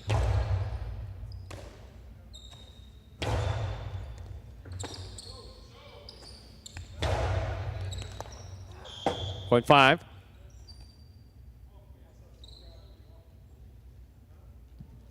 Receiving the yellow shirts post 6. Here's Flores and Manny.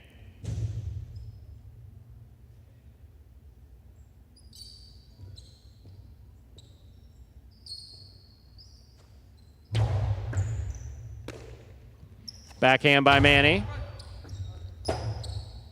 Rebote left side by Douglas. Close to the side wall. Nicely played.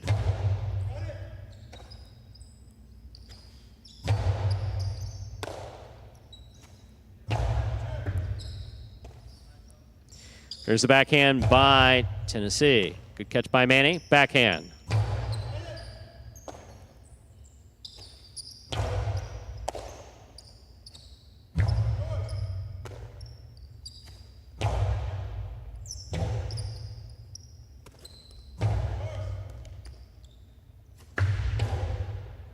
Flores on the catch.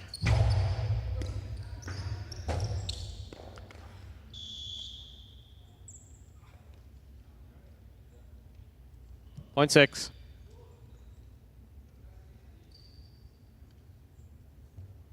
Pink shirts, post 7. Carballo and Ben.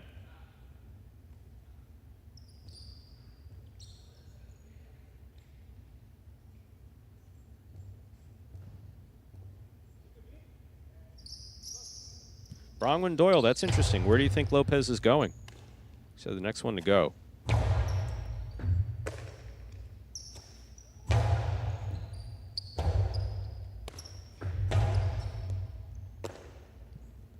Forehand by Manny.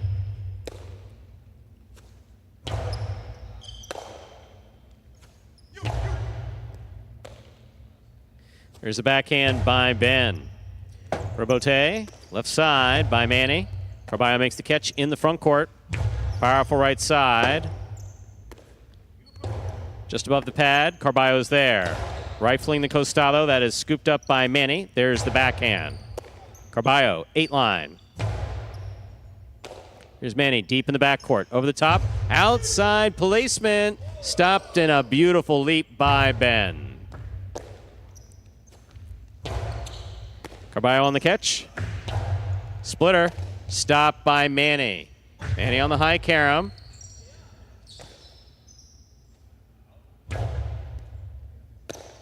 Here's Manny on the catch. Hard throw to the inside.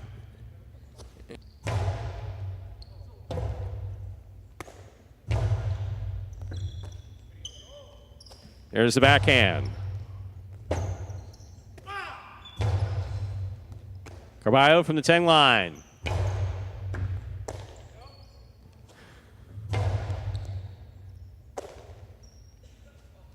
Big right side over the top. Flores is there. Backhand. Ben on the catch. Backhand by Ben. Powerfully thrown. Robote coming out. Point 7.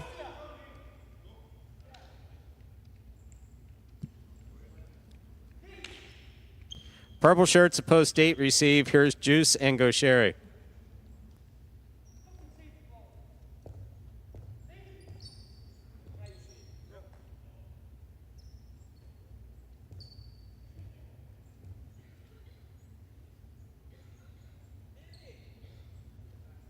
Fair enough, Brown. Here's a backhand by Gaucheri. Robote forehand by Carballo. It passes. Gaucheri to the inside. Here's Ben. Ben over the top. Gaucheri midcourt.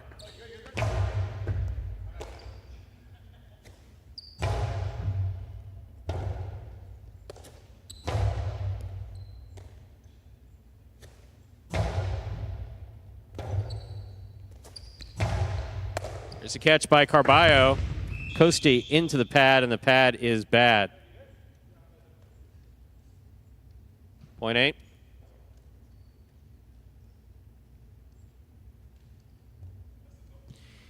We've completed the first round of play. Matchups are worth 2 points now through the end of the game. First to return, Ikeda and Iriondo.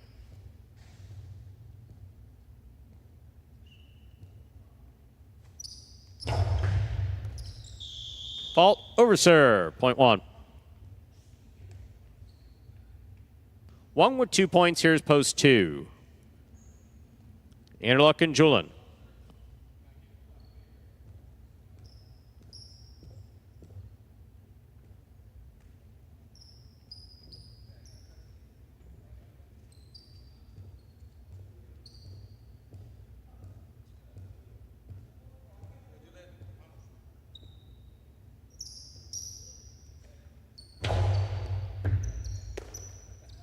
There's the backhand by Julin.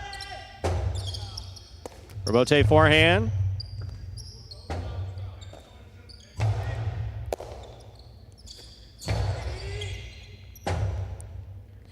Robote forehand. There's a catch by Ikeda. Ikeda from the right side.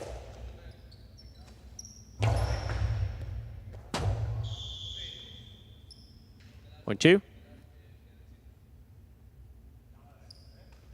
3 points for the 2 posts. Green shirts, post 4. El Barba and Manu receive.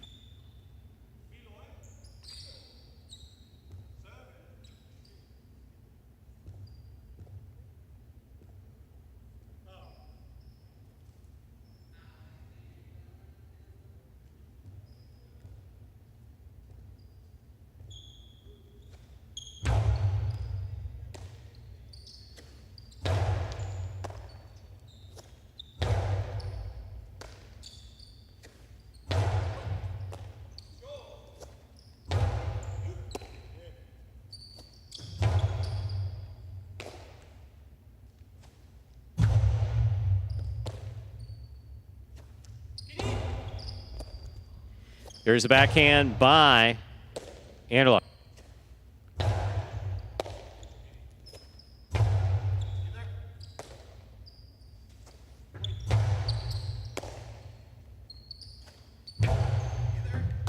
Beautiful catch by Manu. There's the backhand.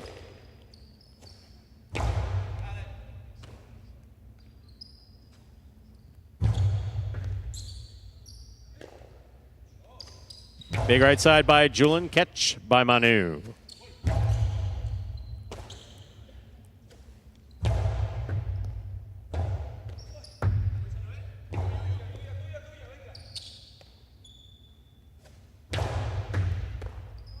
Ball tipped. Point 2.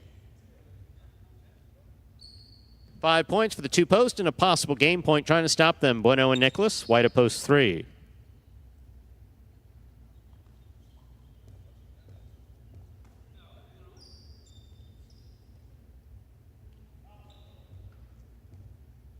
Ernesto, don't ever bet the dog. I don't want to hear that. Never. Dogs are family. Period. Bote forehand save by Anderluck. Here's Bueno. Low and hard by Bueno. Julian sets. Backhand. Scoop by Nicholas. Karen by Nicholas will score. Point 3.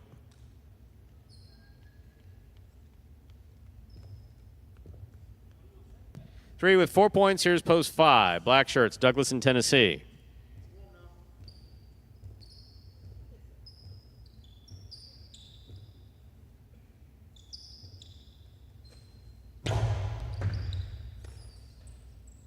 There's the backhand by Tennessee. Robote coming out.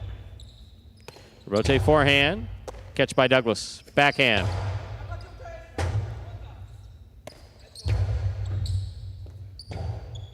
Robote left side to the inside. Well thrown. What a catch by Nicholas.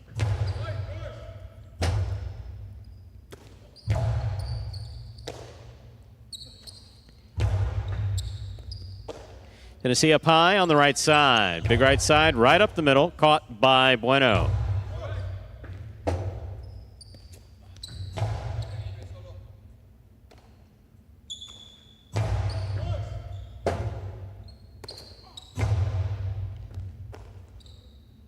There's the backhand by Nicholas. Robote forehand by Douglas, right up the middle. Caught on the forehand of Nicholas. Nicholas, big right side. Douglas calls for the Robote. He makes the save. Big bounce. Brought down by Nicholas at the 12 line. Great catch by Tennessee. Backhand up the middle. Caught by Nicholas.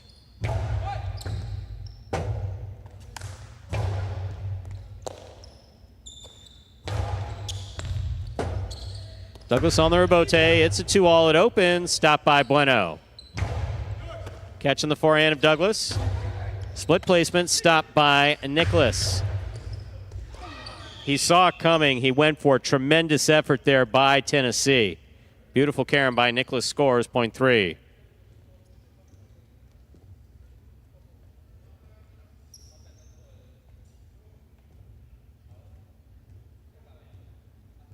Possible game point. Bueno and Nicholas trying to stop them. Post 6.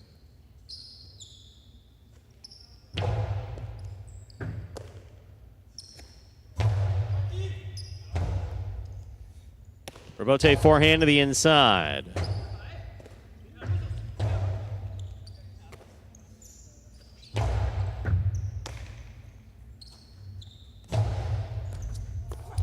Tremendous effort by Nicholas. Manny's been struck in the head. Point 6. Play continues. 6 on the board with 3 points. Here's post 7. Carballo and Ben.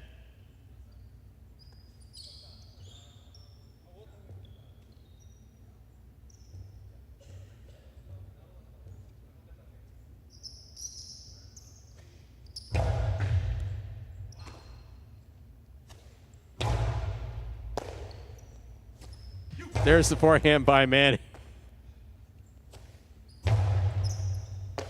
There's a catch by Manny. He comes over the top.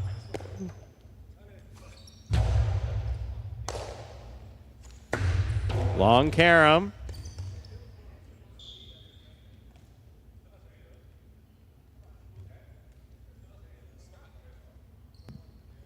Point 6.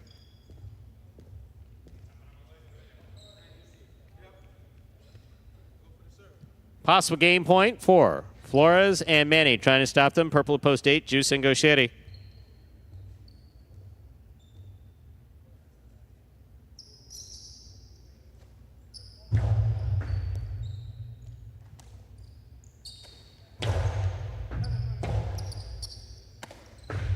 Two all. Stop by Juice. There's the backhand. Robote for Manny. Manny rifles it low and inside. Gauchetti is there. There's the backhand.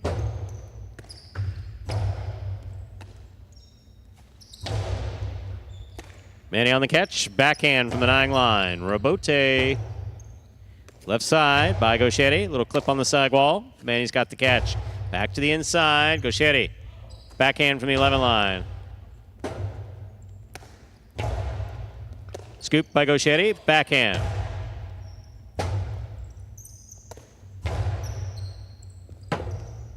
Robote by Gauchetti. Catch by Manny. Backhand by Gaucheri. Robote for Manny from the 7 line. It passes Gaucheri at the 7 line. Catch by Manny. Splitter, red by Gaucheri. He tipped it, pointing game, post 6. Flores and Manny. 6-3-2, unofficial order finish for game 5.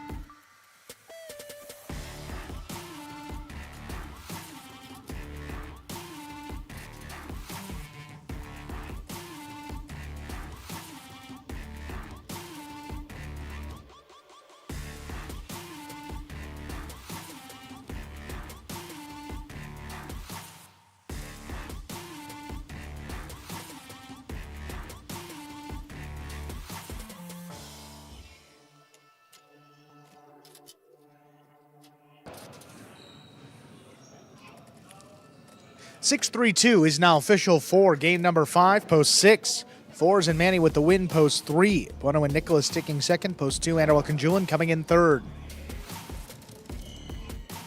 The Quinella, 3-6, 39.80. Trifecta, 6-3-2, 244.60. $2 on the 16 to win. Returns $14.40. Up next, game number 6. Start of the feature singles games in this afternoon's performance. Also marks the start of the late pick 3. But the late pick 3 pick the winners of the next 3 games, 6, 7, and 8 to cash in. Post time for game 6. 7 minutes. Good luck.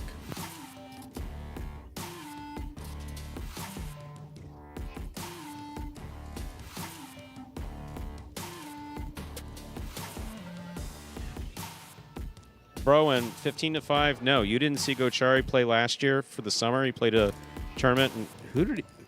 Remember what front court he beat? He beat one of the top front quarters. I don't know if it was Aritz he beat, or I think he may have been. So no, not 15-5. And these incidental matchups are. And as far as the team of like Gaucheri and Douglas playing as a team, yeah, I don't know that team can't be beat on this court. And I would give Douglas 2 months of practice on a big court, 2-3 months. I don't know, front court or back court. I'm not sure. But no, if you put Douglas behind Gaucheri on a traditional court, for instance, I know that Douglas can hit halfway up the back wall at Dania from the backcourt, throwing from about the 11 or 12 line. And his catching's fine. I've seen them practice on a traditional court. And Gaucheri has experience on it. So you're saying that against the Sorozabal brothers, right now they are on fire. There's no question about that. I don't know there would be 15-5 with sufficient practice time. Got to qualify that. No, everybody's going to talk schnitt about Magic City until we finally do it. I mean, that's just really the way it's going to be. So, yeah, we can agree to disagree, but by the same token, I also put my highlight pedigree behind that comment. All right, we can play a video now.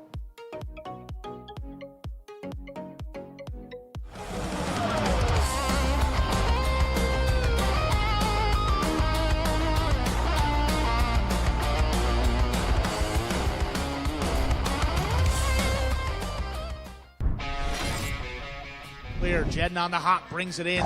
Sidearm forehand. Manny knows where to be, pulls in another one. Back over the top. Here's Benny. Nice catch on the left side up overhead. El Barba, that's a tough Rabote save.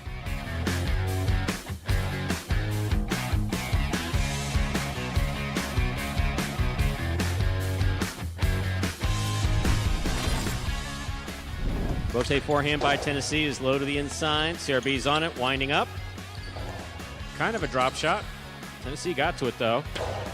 Throws it to the outside. What a save by CRB.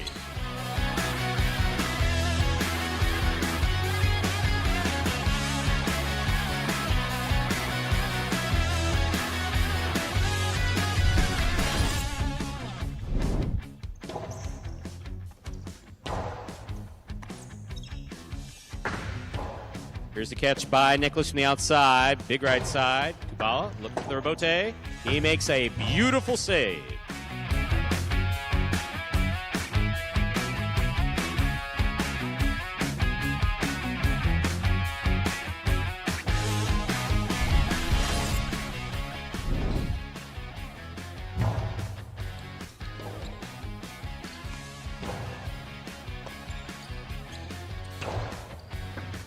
Rebote, saved by Julian. He digs it out.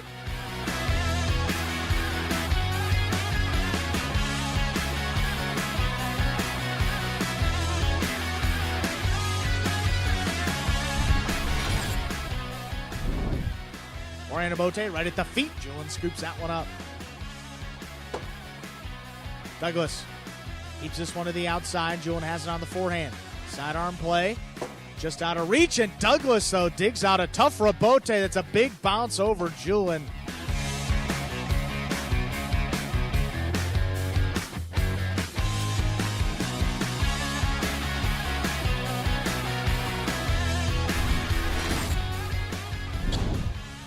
Carballo, backhand. Rebote forehand by Benny in the middle of the court. Carballo from the 7 line. Rebote saved by Benny. That's beautiful.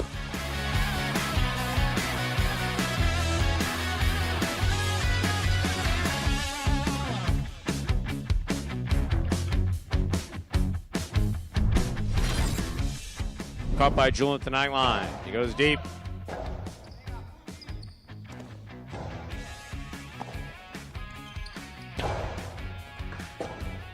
Rebote saved beautifully by Arat.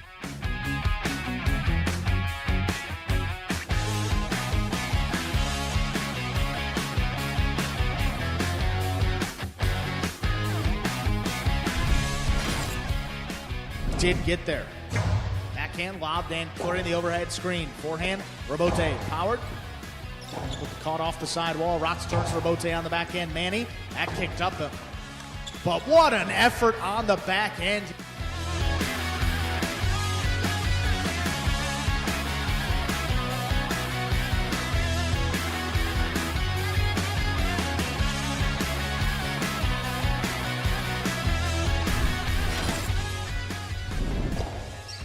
Rebote forehand saved by Iriondo. Sherry's there.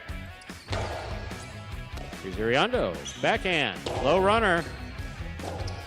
Sherry dug it out. Made contact.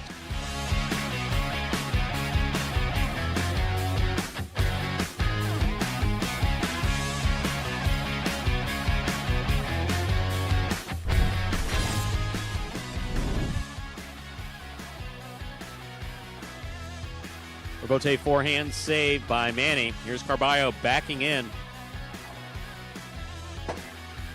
Rebote saved by Manny.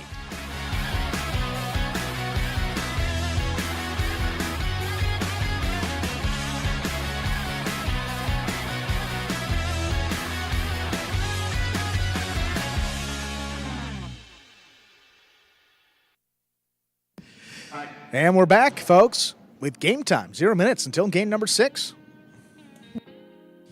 Ladies and gentlemen, time to begin game 6. It is a spectacular 7 singles match, played to 7 points, part of the feature singles here at Magic City. Up first and serving. Red shirt at post 1 is Aratz, receiving blue at post 2, Manu.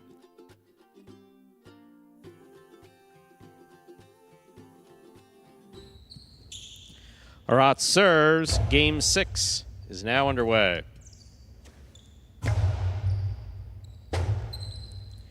Rebote into the pad, point 2. Receiving the white shirt at post 3, Hyro.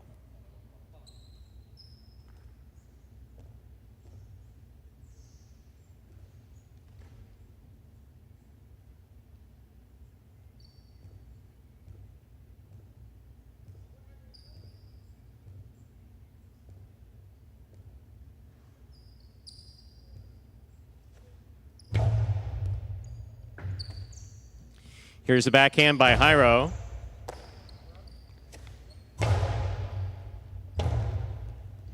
Robote forehand outside. Placement outside of play. Point 2.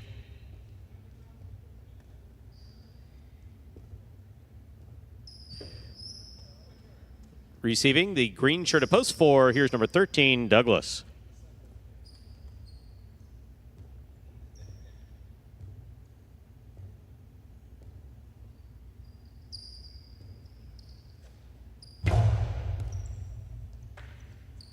There's a backhand by Douglas. Manu makes the catch. Backhand.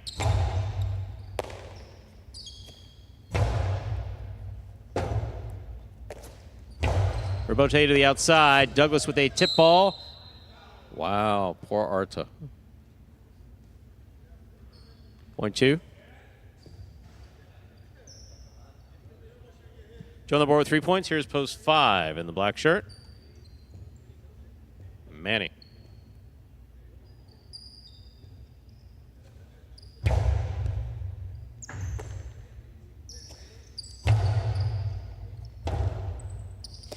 Robote forehand. There's a catch by Manny.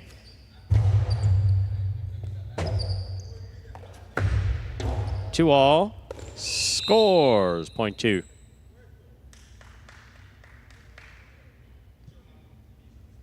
Manu has 4 points. Pink shirt at post 6. Nicholas receives.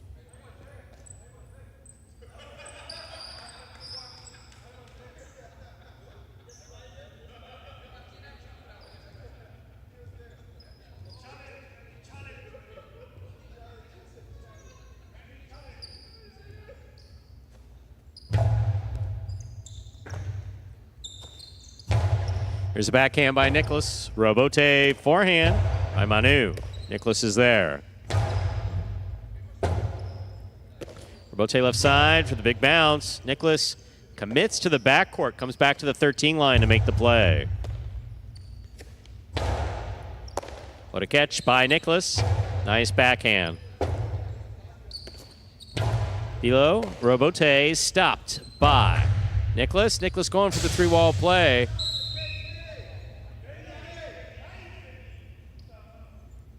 Point 6.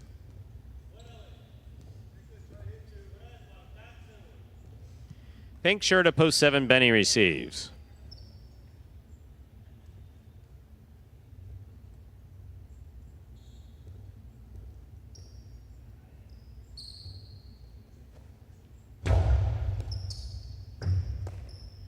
Here's the backhand by Benny. Robote coming out.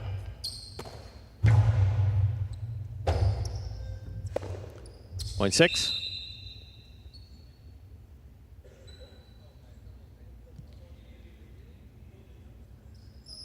Here now to complete the first round and receive. Purple shirt at post 8, Gaucheri.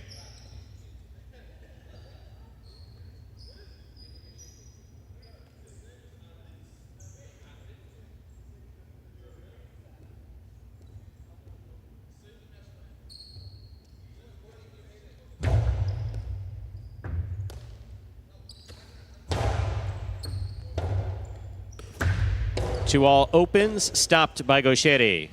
Sherry powerfully. Beautiful Robote save by Nicholas. Gaucheri up the wall, down with the ball. Outside placement, scores. Point 8.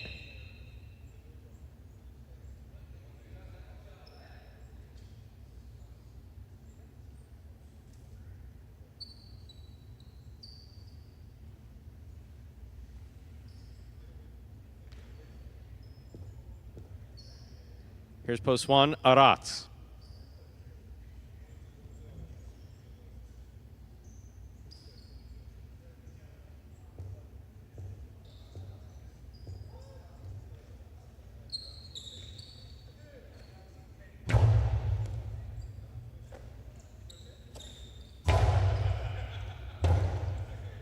Robote forehand by Gaucheri. Here's the catch by Aratz. Tip, point 8. 8 on the board with 3 points. Here's post 3, Hyro.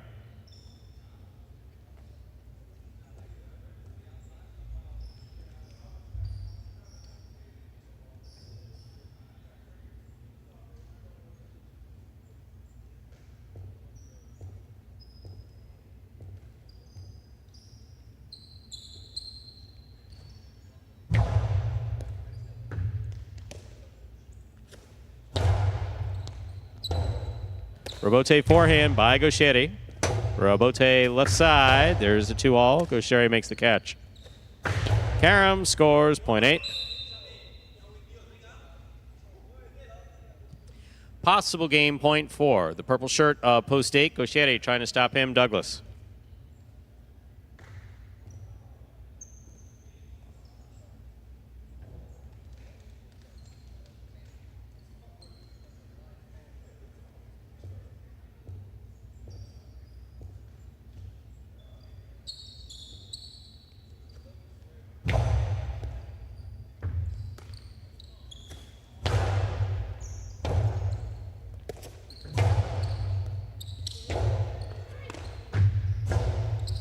Gaucheri makes the catch up at the 3 line, rifles it. What a catch by Douglas.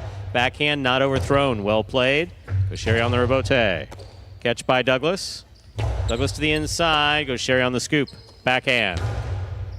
Douglas takes it in the air. 2-all, caught the pad, and the pad is bad. Point in game, post 8, Gaucheri. 2 places, 6 shows, no playoff again.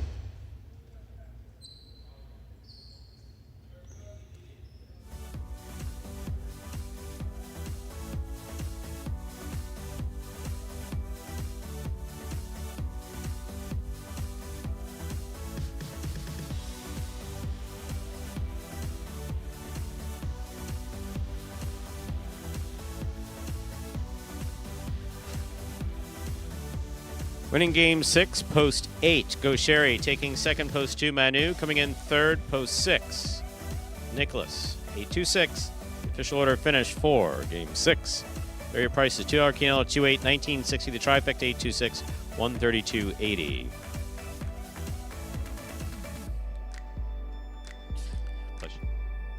Up next, ladies and gentlemen, is game number 7. It is a spectacular 7 doubles match, part of the Doubles Championship Series here at Magic City. Post time for game 7. 7 minutes. Good luck.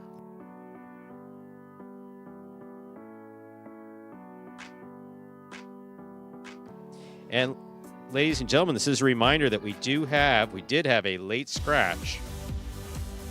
Game 7. Game 7, post 4. In the backcourt, scratch CRB, replace CRB with Tennessee.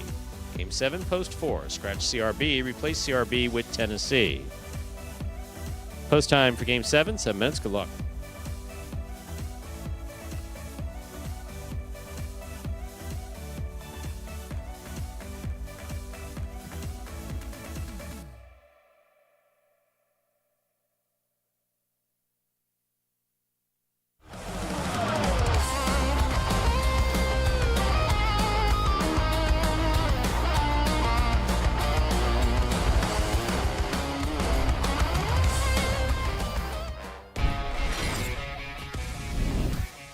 Bote saved by Kubala. That's nice.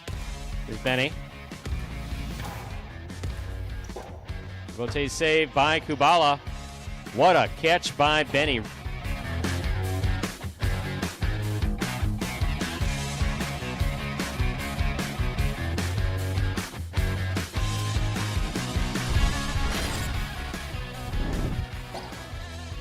Bote forehand by Benny.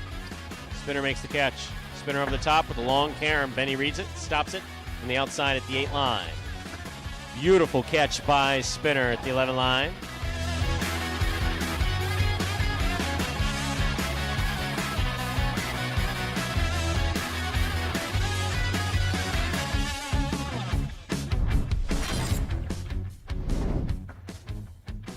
Here's the backhand by Iñaki. Robote left side. Inaki makes the catch. Posado to the inside. Scoop.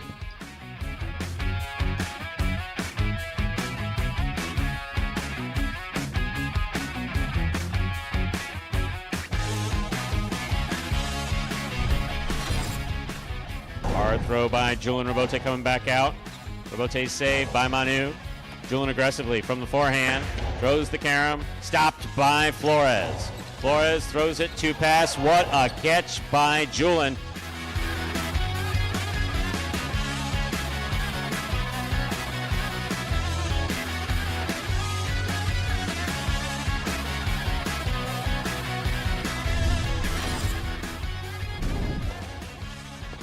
forehand by Ron. Nicholas saves their both on the left side. It's mid-court. Gets out of the way nicely. Low and hard to the inside. Scooped up by Nicholas.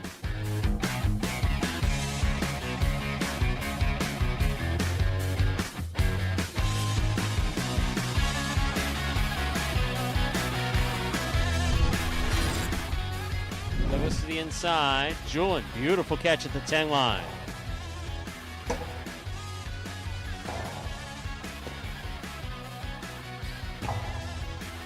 Scoop by Douglas.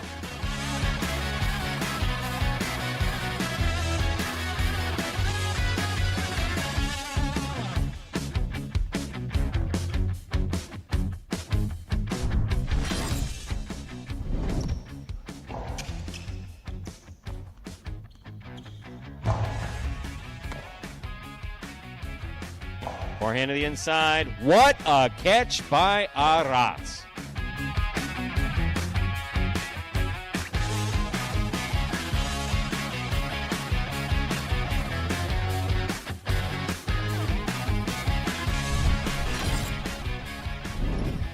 Rotate forehand. Passing by Ikeda. Beautiful throw. 2-all. Does not open up. Stopped by Ikeda. Ikeda from the forehand. Looking to pass to the inside. What a beautiful catch.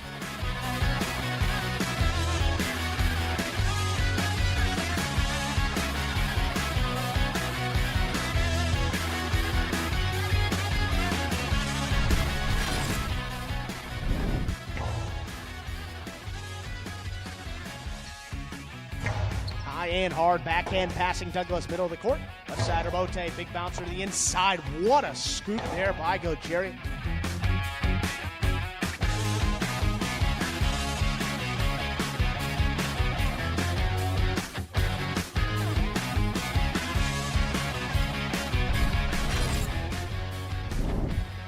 Douglas up the wall, down with the ball. There's the backhand.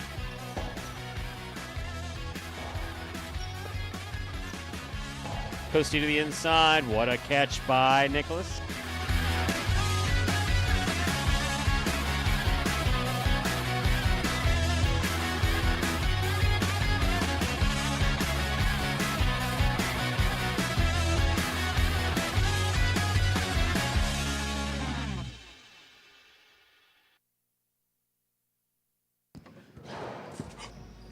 Folks, that top 10 takes us 2 minutes from the start of game number 7. See those will pays for the high five.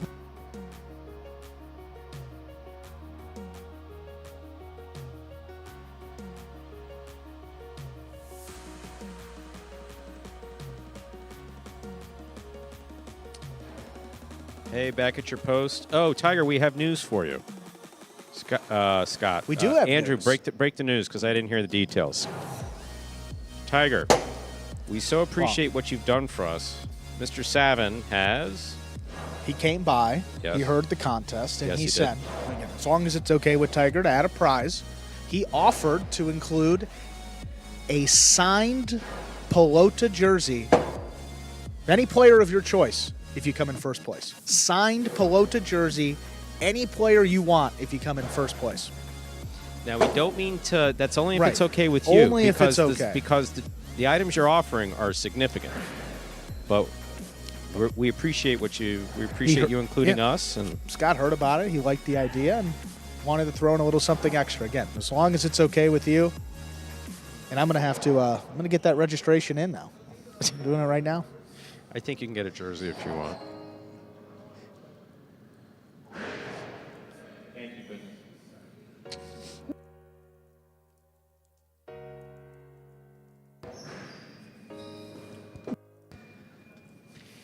Let us begin game number 7. It is a spectacular 7 singles match, a doubles match, played to 7 points. Points double after the first round of play.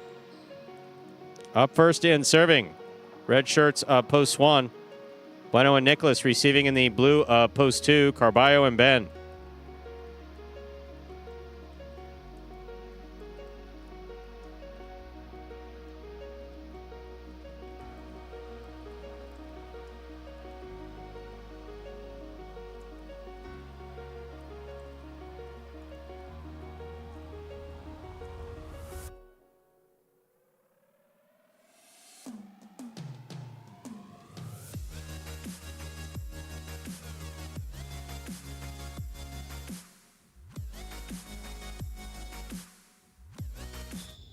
Here's the serve. We begin. Here's a backhand by Ben. Good catch. Ben now from the 12 line. Backhand to the inside. And Mr. Tahir, Abdul Tahir. Just watch along. You'll be able to follow. Think racquetball just on 3 walls. Right now we're playing doubles. We'll play one more singles game after this. Point 1. And instead of hitting it, they have to catch it in those wicker baskets on their hands and return it. Now receiving the white shirts post 3, Jedden and Benny.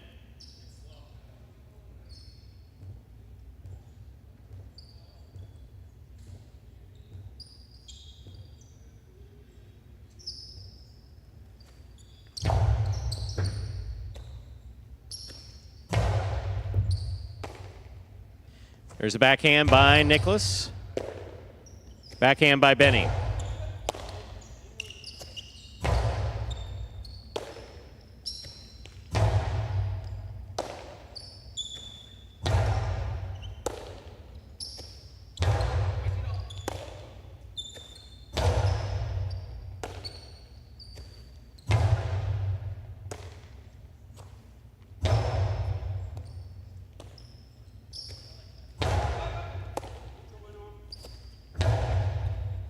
Here's a catch by Benny. Robote coming out.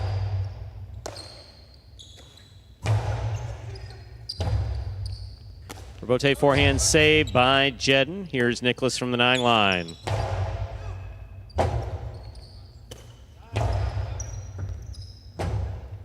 Robote left side. Benny on the catch.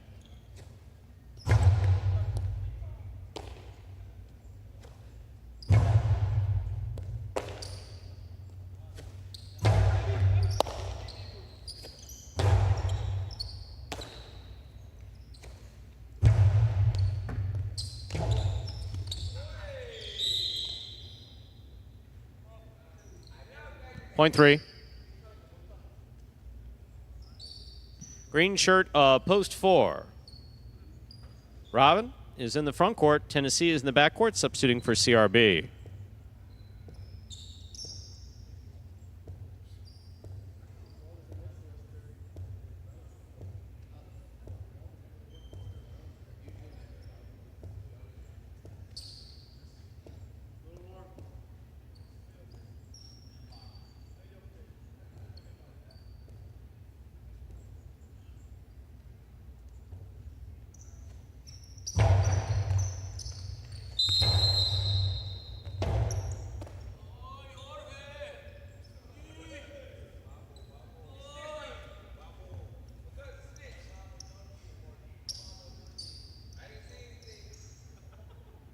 Point 3.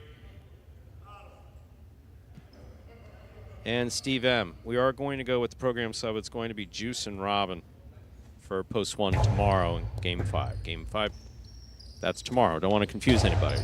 But tomorrow's scratch will be Juice with Robin. I don't know who's going to play front and who's going to play back.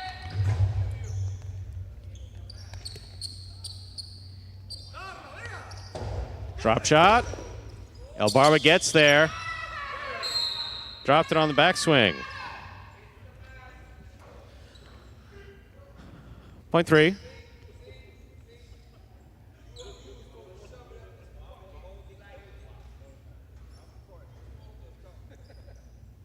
Three with 3 points. Here's post 6. Juice and Goshetti.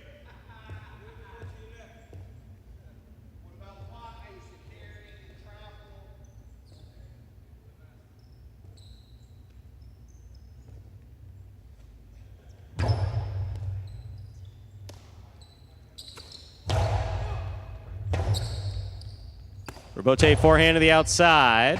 Goshetti. Robote to the inside. Benny with the catch. Backhand from the 12 line. Goshetti on the run. Drop shot. No stopping that one. Point 6.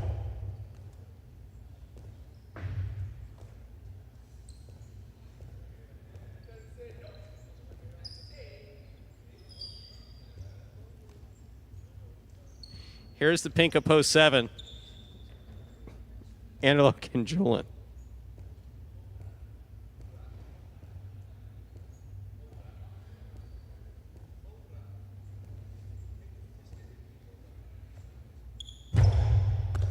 Analog takes the serve. Outside placement is out. Point 6.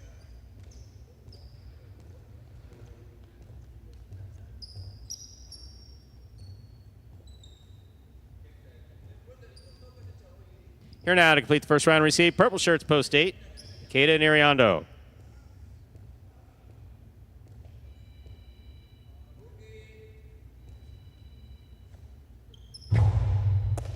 Keita picks a serve. There's the backhand. Robote. Forehand. Keita midcourt.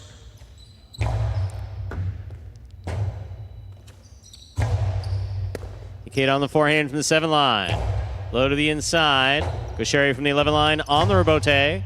Ikeda left side. Backhand with a light touch. Robote from the 10 line. Catch by Iriondo. Backhand.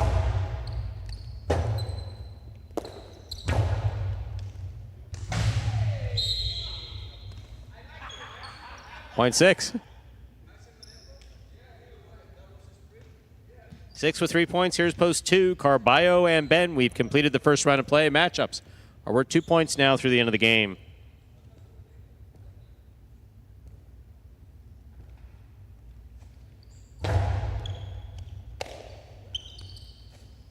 Ben from the forehand.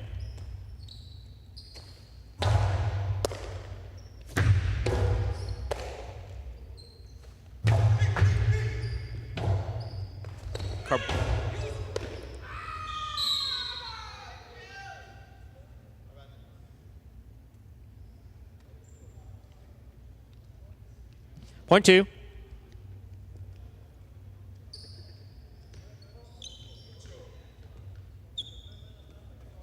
Red at post 1. Bueno and Nicholas.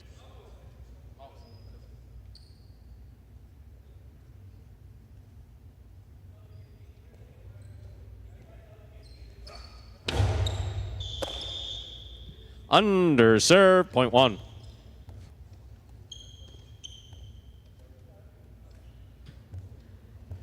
Green shirts post 4, Robin and Tennessee.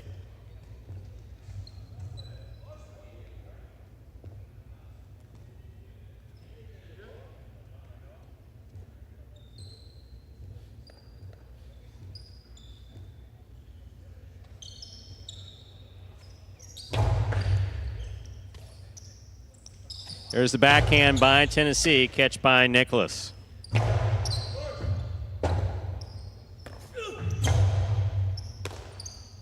Backhand by Nicholas to the inside. Tennessee's there.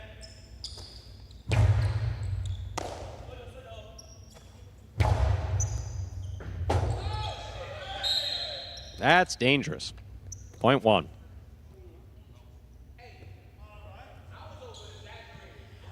Possible game point for the red shirts, post 1. Bueno and Nicholas. Trying to stop them are El Barba and Manu.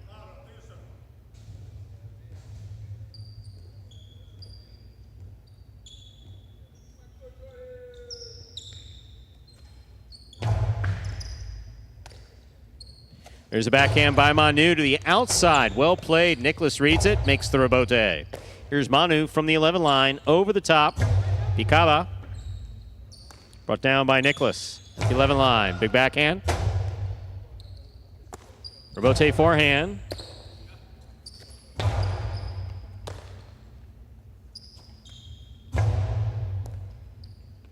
Here's the catch by Nicholas. Backhand. Backhand by Manu.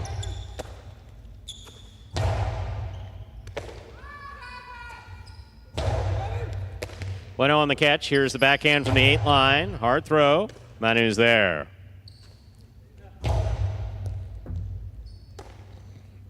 Backhand by Nicholas. Robote coming out. El Barba on the Robote. Well played, passing both players. Here's Nicholas. Manu on the catch from the 12 line. Forehand over the top. Pika. Backhand again by Nicholas.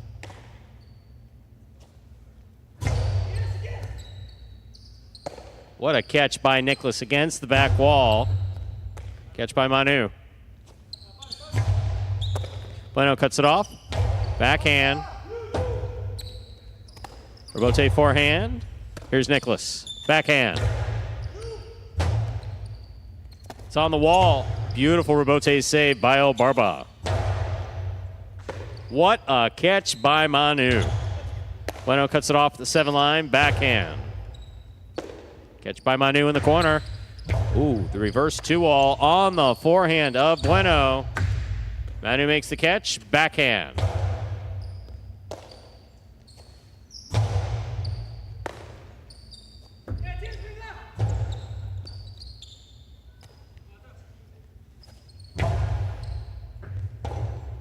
Rebote left side to the inside. Here's Nicholas.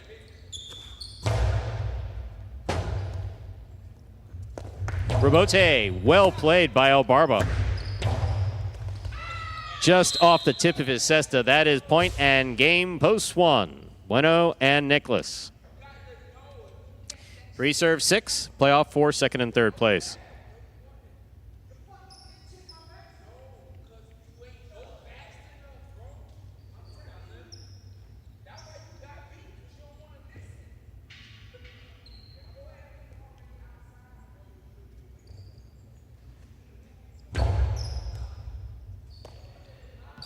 There's the backhand by Gauchetti.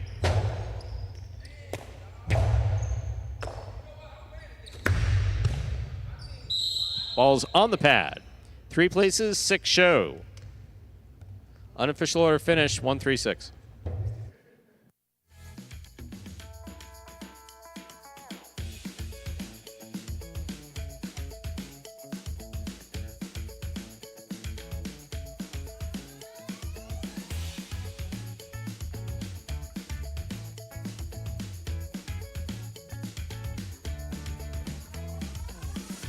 Results are official. Coming in first, post 1, Bueno and Nicholas. Taking second, post 3, Jen and Benny. Coming in third, post 6, Juice and Gauchetti. 1-3-6, the official order finish for Game 7. The high five, 24681, 405 numbers returning 104.90. Carryover jackpot has grown to $3,102.40. That is up for grabs tomorrow. $2 Quinella 1-3, 25.60. Trifecta 136, 147 even. Up next, ladies and gentlemen, is our 8th and final game of the Pelota performance. There are no scratches, and post time is just 7 minutes away. Good luck.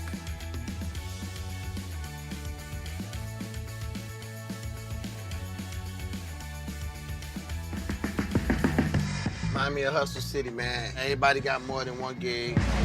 One stop, boy, $20. I'm not your neighborhood Uber driver. I do luxury. And then I have another job. I play highlight. I have this crazy idea. Do you think we could send something out to all the ex-athletes for the last 20 years and say, we're looking to hire and train highlight players? When I first got the email, I thought it was pranking me. I need some clarity on this. I went on YouTube and I Googled highlight. I was like, they paying us, man, and we can win big money. Let me see what this is all about. That's what you gotta do. Get some money. The players taking the court are all athletes you may recognize. Baseball, football, track and field. Having to work, play Division I sport, and then I had a child on the way, so I dropped out. The crack era was tough. Sports in general was a way out of our environment. It's really game time now, man. Blood, sweat, and tears. We got the streets on fire. This is gonna be the first time that my kids will be able to sit in the audience and root for their father. Who wants it more? This is a sacrifice I think is going to pay off in the end. This is a dream for me. I gotta win. Can't get drama better than this. Highlight became the new hustle. Let's get ready to play.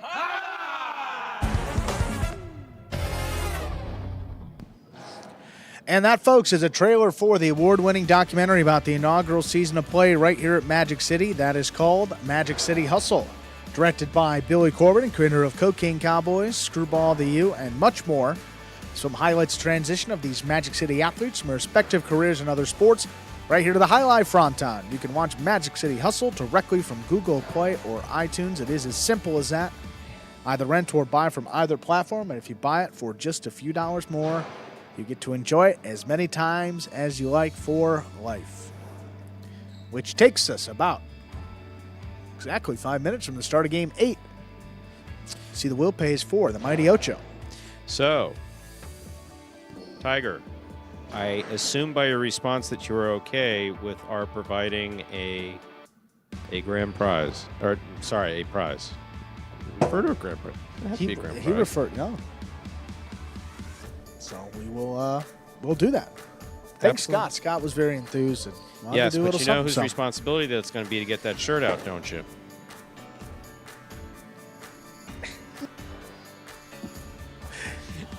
Yeah. You could Me? say Scott if you want, but let me explain to you You're how gonna it works. they're gonna trust me Yes. to send something. 100%. Wow. 100%. No, Andrew, seriously, in all seriousness. Well, Yeah, we'll bring sometimes him. if just, hey, Andrew, why don't you think about doing this? Yeah, okay, 50-50 shot. But, Andrew, I need you to take this pen and I need you to go to the post office and do. Yes, 100%. Right, yeah. 100%. Absolutely. Well, thank you. In fact, there'll But- be a signed note saying thank you by Andrew Bleckman. His handwriting's gotten much better. Oh, it's beautiful. Especially when you break out a new pen. It's great. Well, that was funny in the program when I first started reading your writing. I said, who wrote this? What is this? It's been. Just take more time now. I don't know. It's gotten much better. Yeah. Well, it's the pen too. It's all feel. Look good, feel good, write good. And that's the kind of the stage there of events. And now we feel good, we look good, and we're writing a little bit better. So. Very All good. but thank you, Steve. I just needed to thank you. That's it. All right.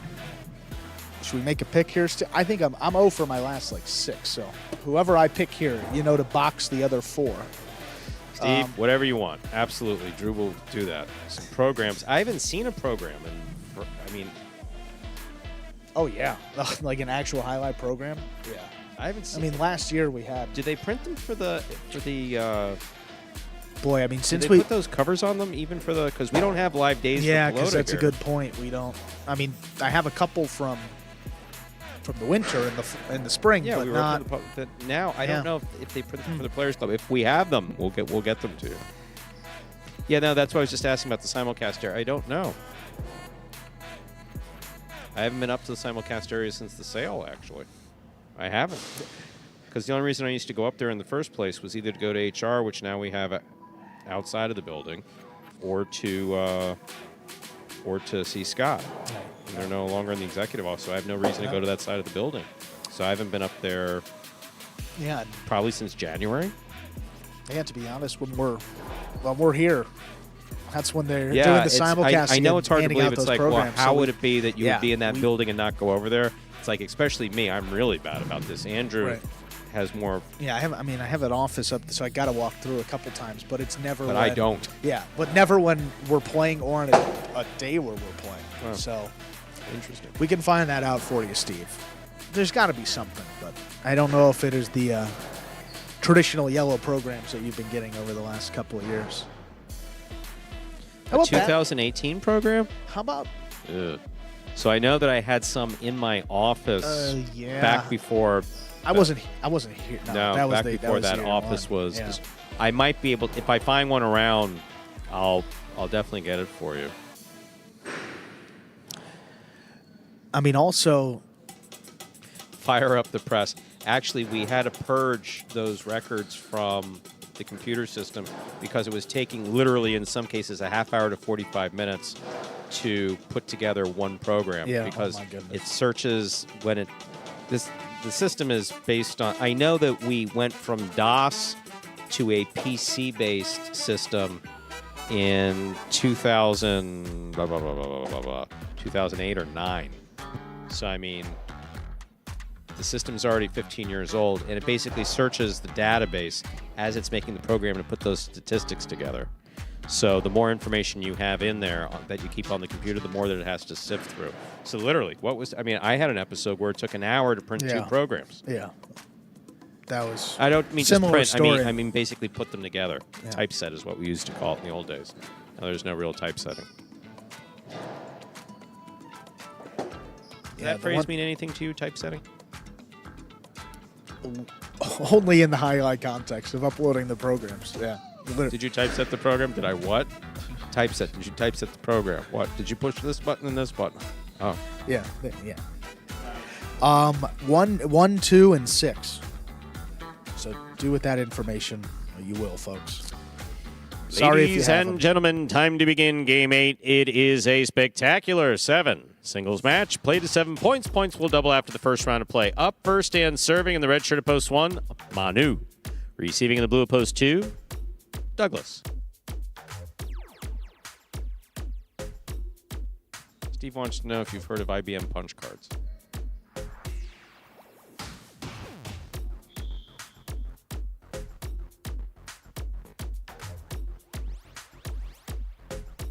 Here's the serve. We begin. Backhand by Douglas. Robote. Forehand by Manu.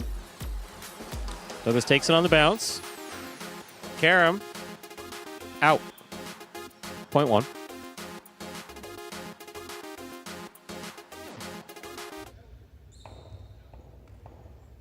Receiving the white shirt, post 3. Here's Benny.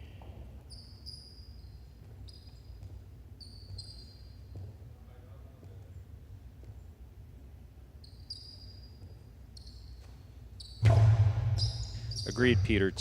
Tigers absolutely provided a wonderful resource for everyone who really cares about highlight. Great catch by Benny. There's the backhand. Manu on the catch, winds up. 2-all, opens wide and scores. Point 1. Receiving the green shirt of post 4, here's Hyro.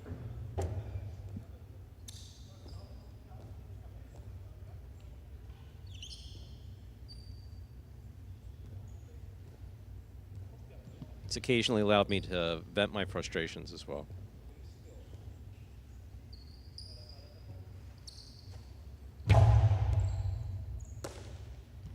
There's the backhand by Hyro.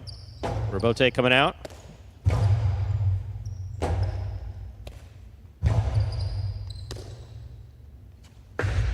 Two all. Scores. One more. Two more. There you go. That's effort. Point 1.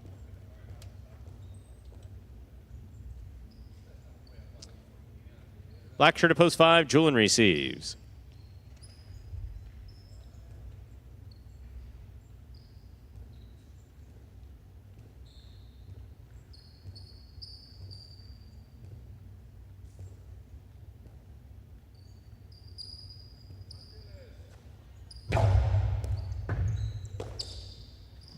There's the backhand to the inside. Catch by Manu. Manu hard to the inside. A Robote. Forehand by Julian. Lands out. Point 1. 4 points for the one post. Nicholas receives. Yellow post 6.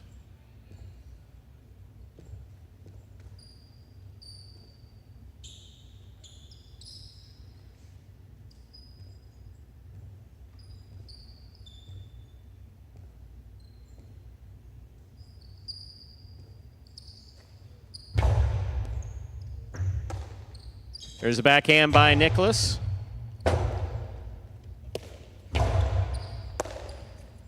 Backhand by Nicholas again. Manu on the forehand. Karam. Wow, that's a nice shot. What a catch and return by Nicholas. That touched the overhead screen.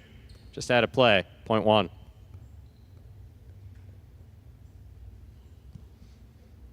One with 5 points. Here's the pink of post 7. Arat.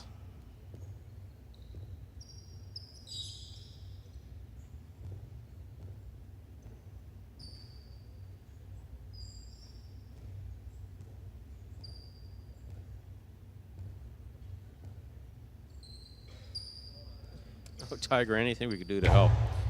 Please, as patient as you've been with me over the years. I haven't had a good rant in a while, actually. Must be improving. Or aging. Manu hustles up, just missed it, point 7. Here now to complete the first round and receive. Purple shirt at post 8, Gauchetti.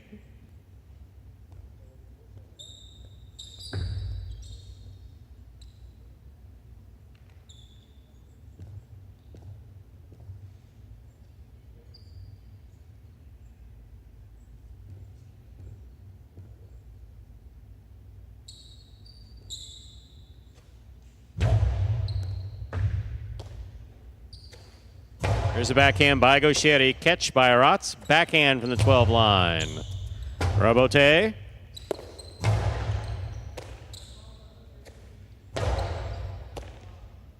Backhand by Gaucheri again. Robote forehand. Costado 2-all. Scores. 0.8.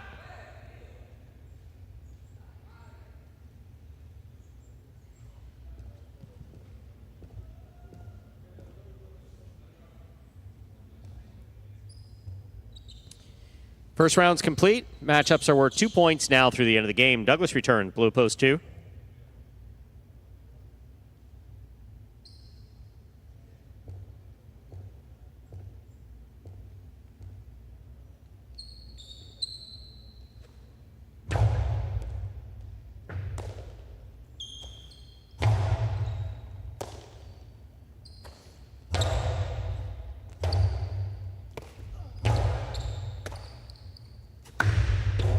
Two all, scores, 0.8.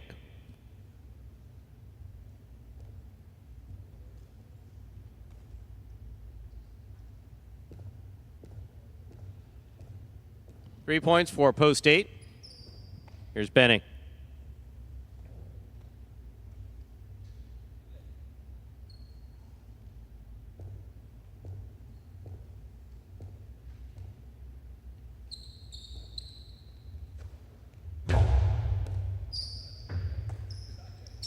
There's a backhand by Benny. Powerfully thrown. Robote kicks out to the 8 line.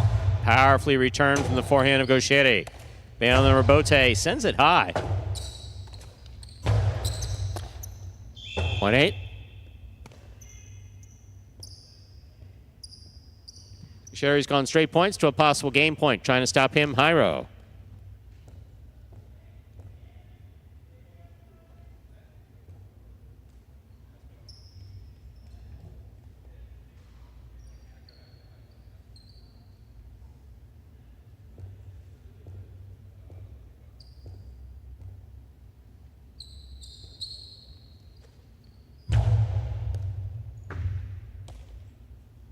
Here's the backhand by Jairo.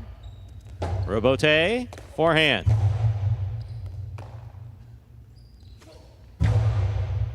Gaucheri on the catch, backhand. Robote save by Jairo. Here's Gaucheri. Inside placement, scores for the win. Point in game, post 8. Gaucheri with a perfect game. 8-1-7 unofficial order of finish.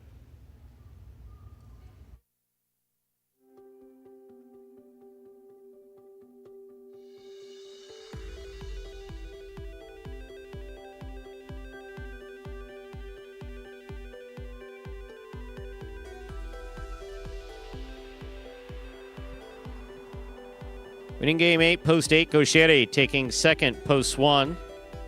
Manu coming in third, post 7. Aratz, 8-1-7. Official order finish 4, game number 8. There are your prices. The pick 3, 818, 3-3 numbers, 107.60. 4 of 8 in the Mighty Ocho, $30.40. $2 wager on 8 to win, $4.60.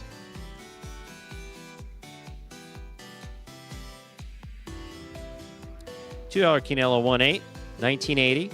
Trifecta 817, $231.80. And that, ladies and gentlemen, will do it for this Tuesday afternoon performance of Live Highlight in the Magic City on the Highlight channel. We're glad that you chose to join us this afternoon and invite you to join us at 5 p.m. 5 p.m. is the start time for Battle Court today. On behalf of the players, staff, and management, we do appreciate you coming out today and hope to see you for Battle Court 5 p.m. Don't forget, we are back with Pelota tomorrow, 1:30 p.m. with that high five now over $3,000. Have a good day, everyone.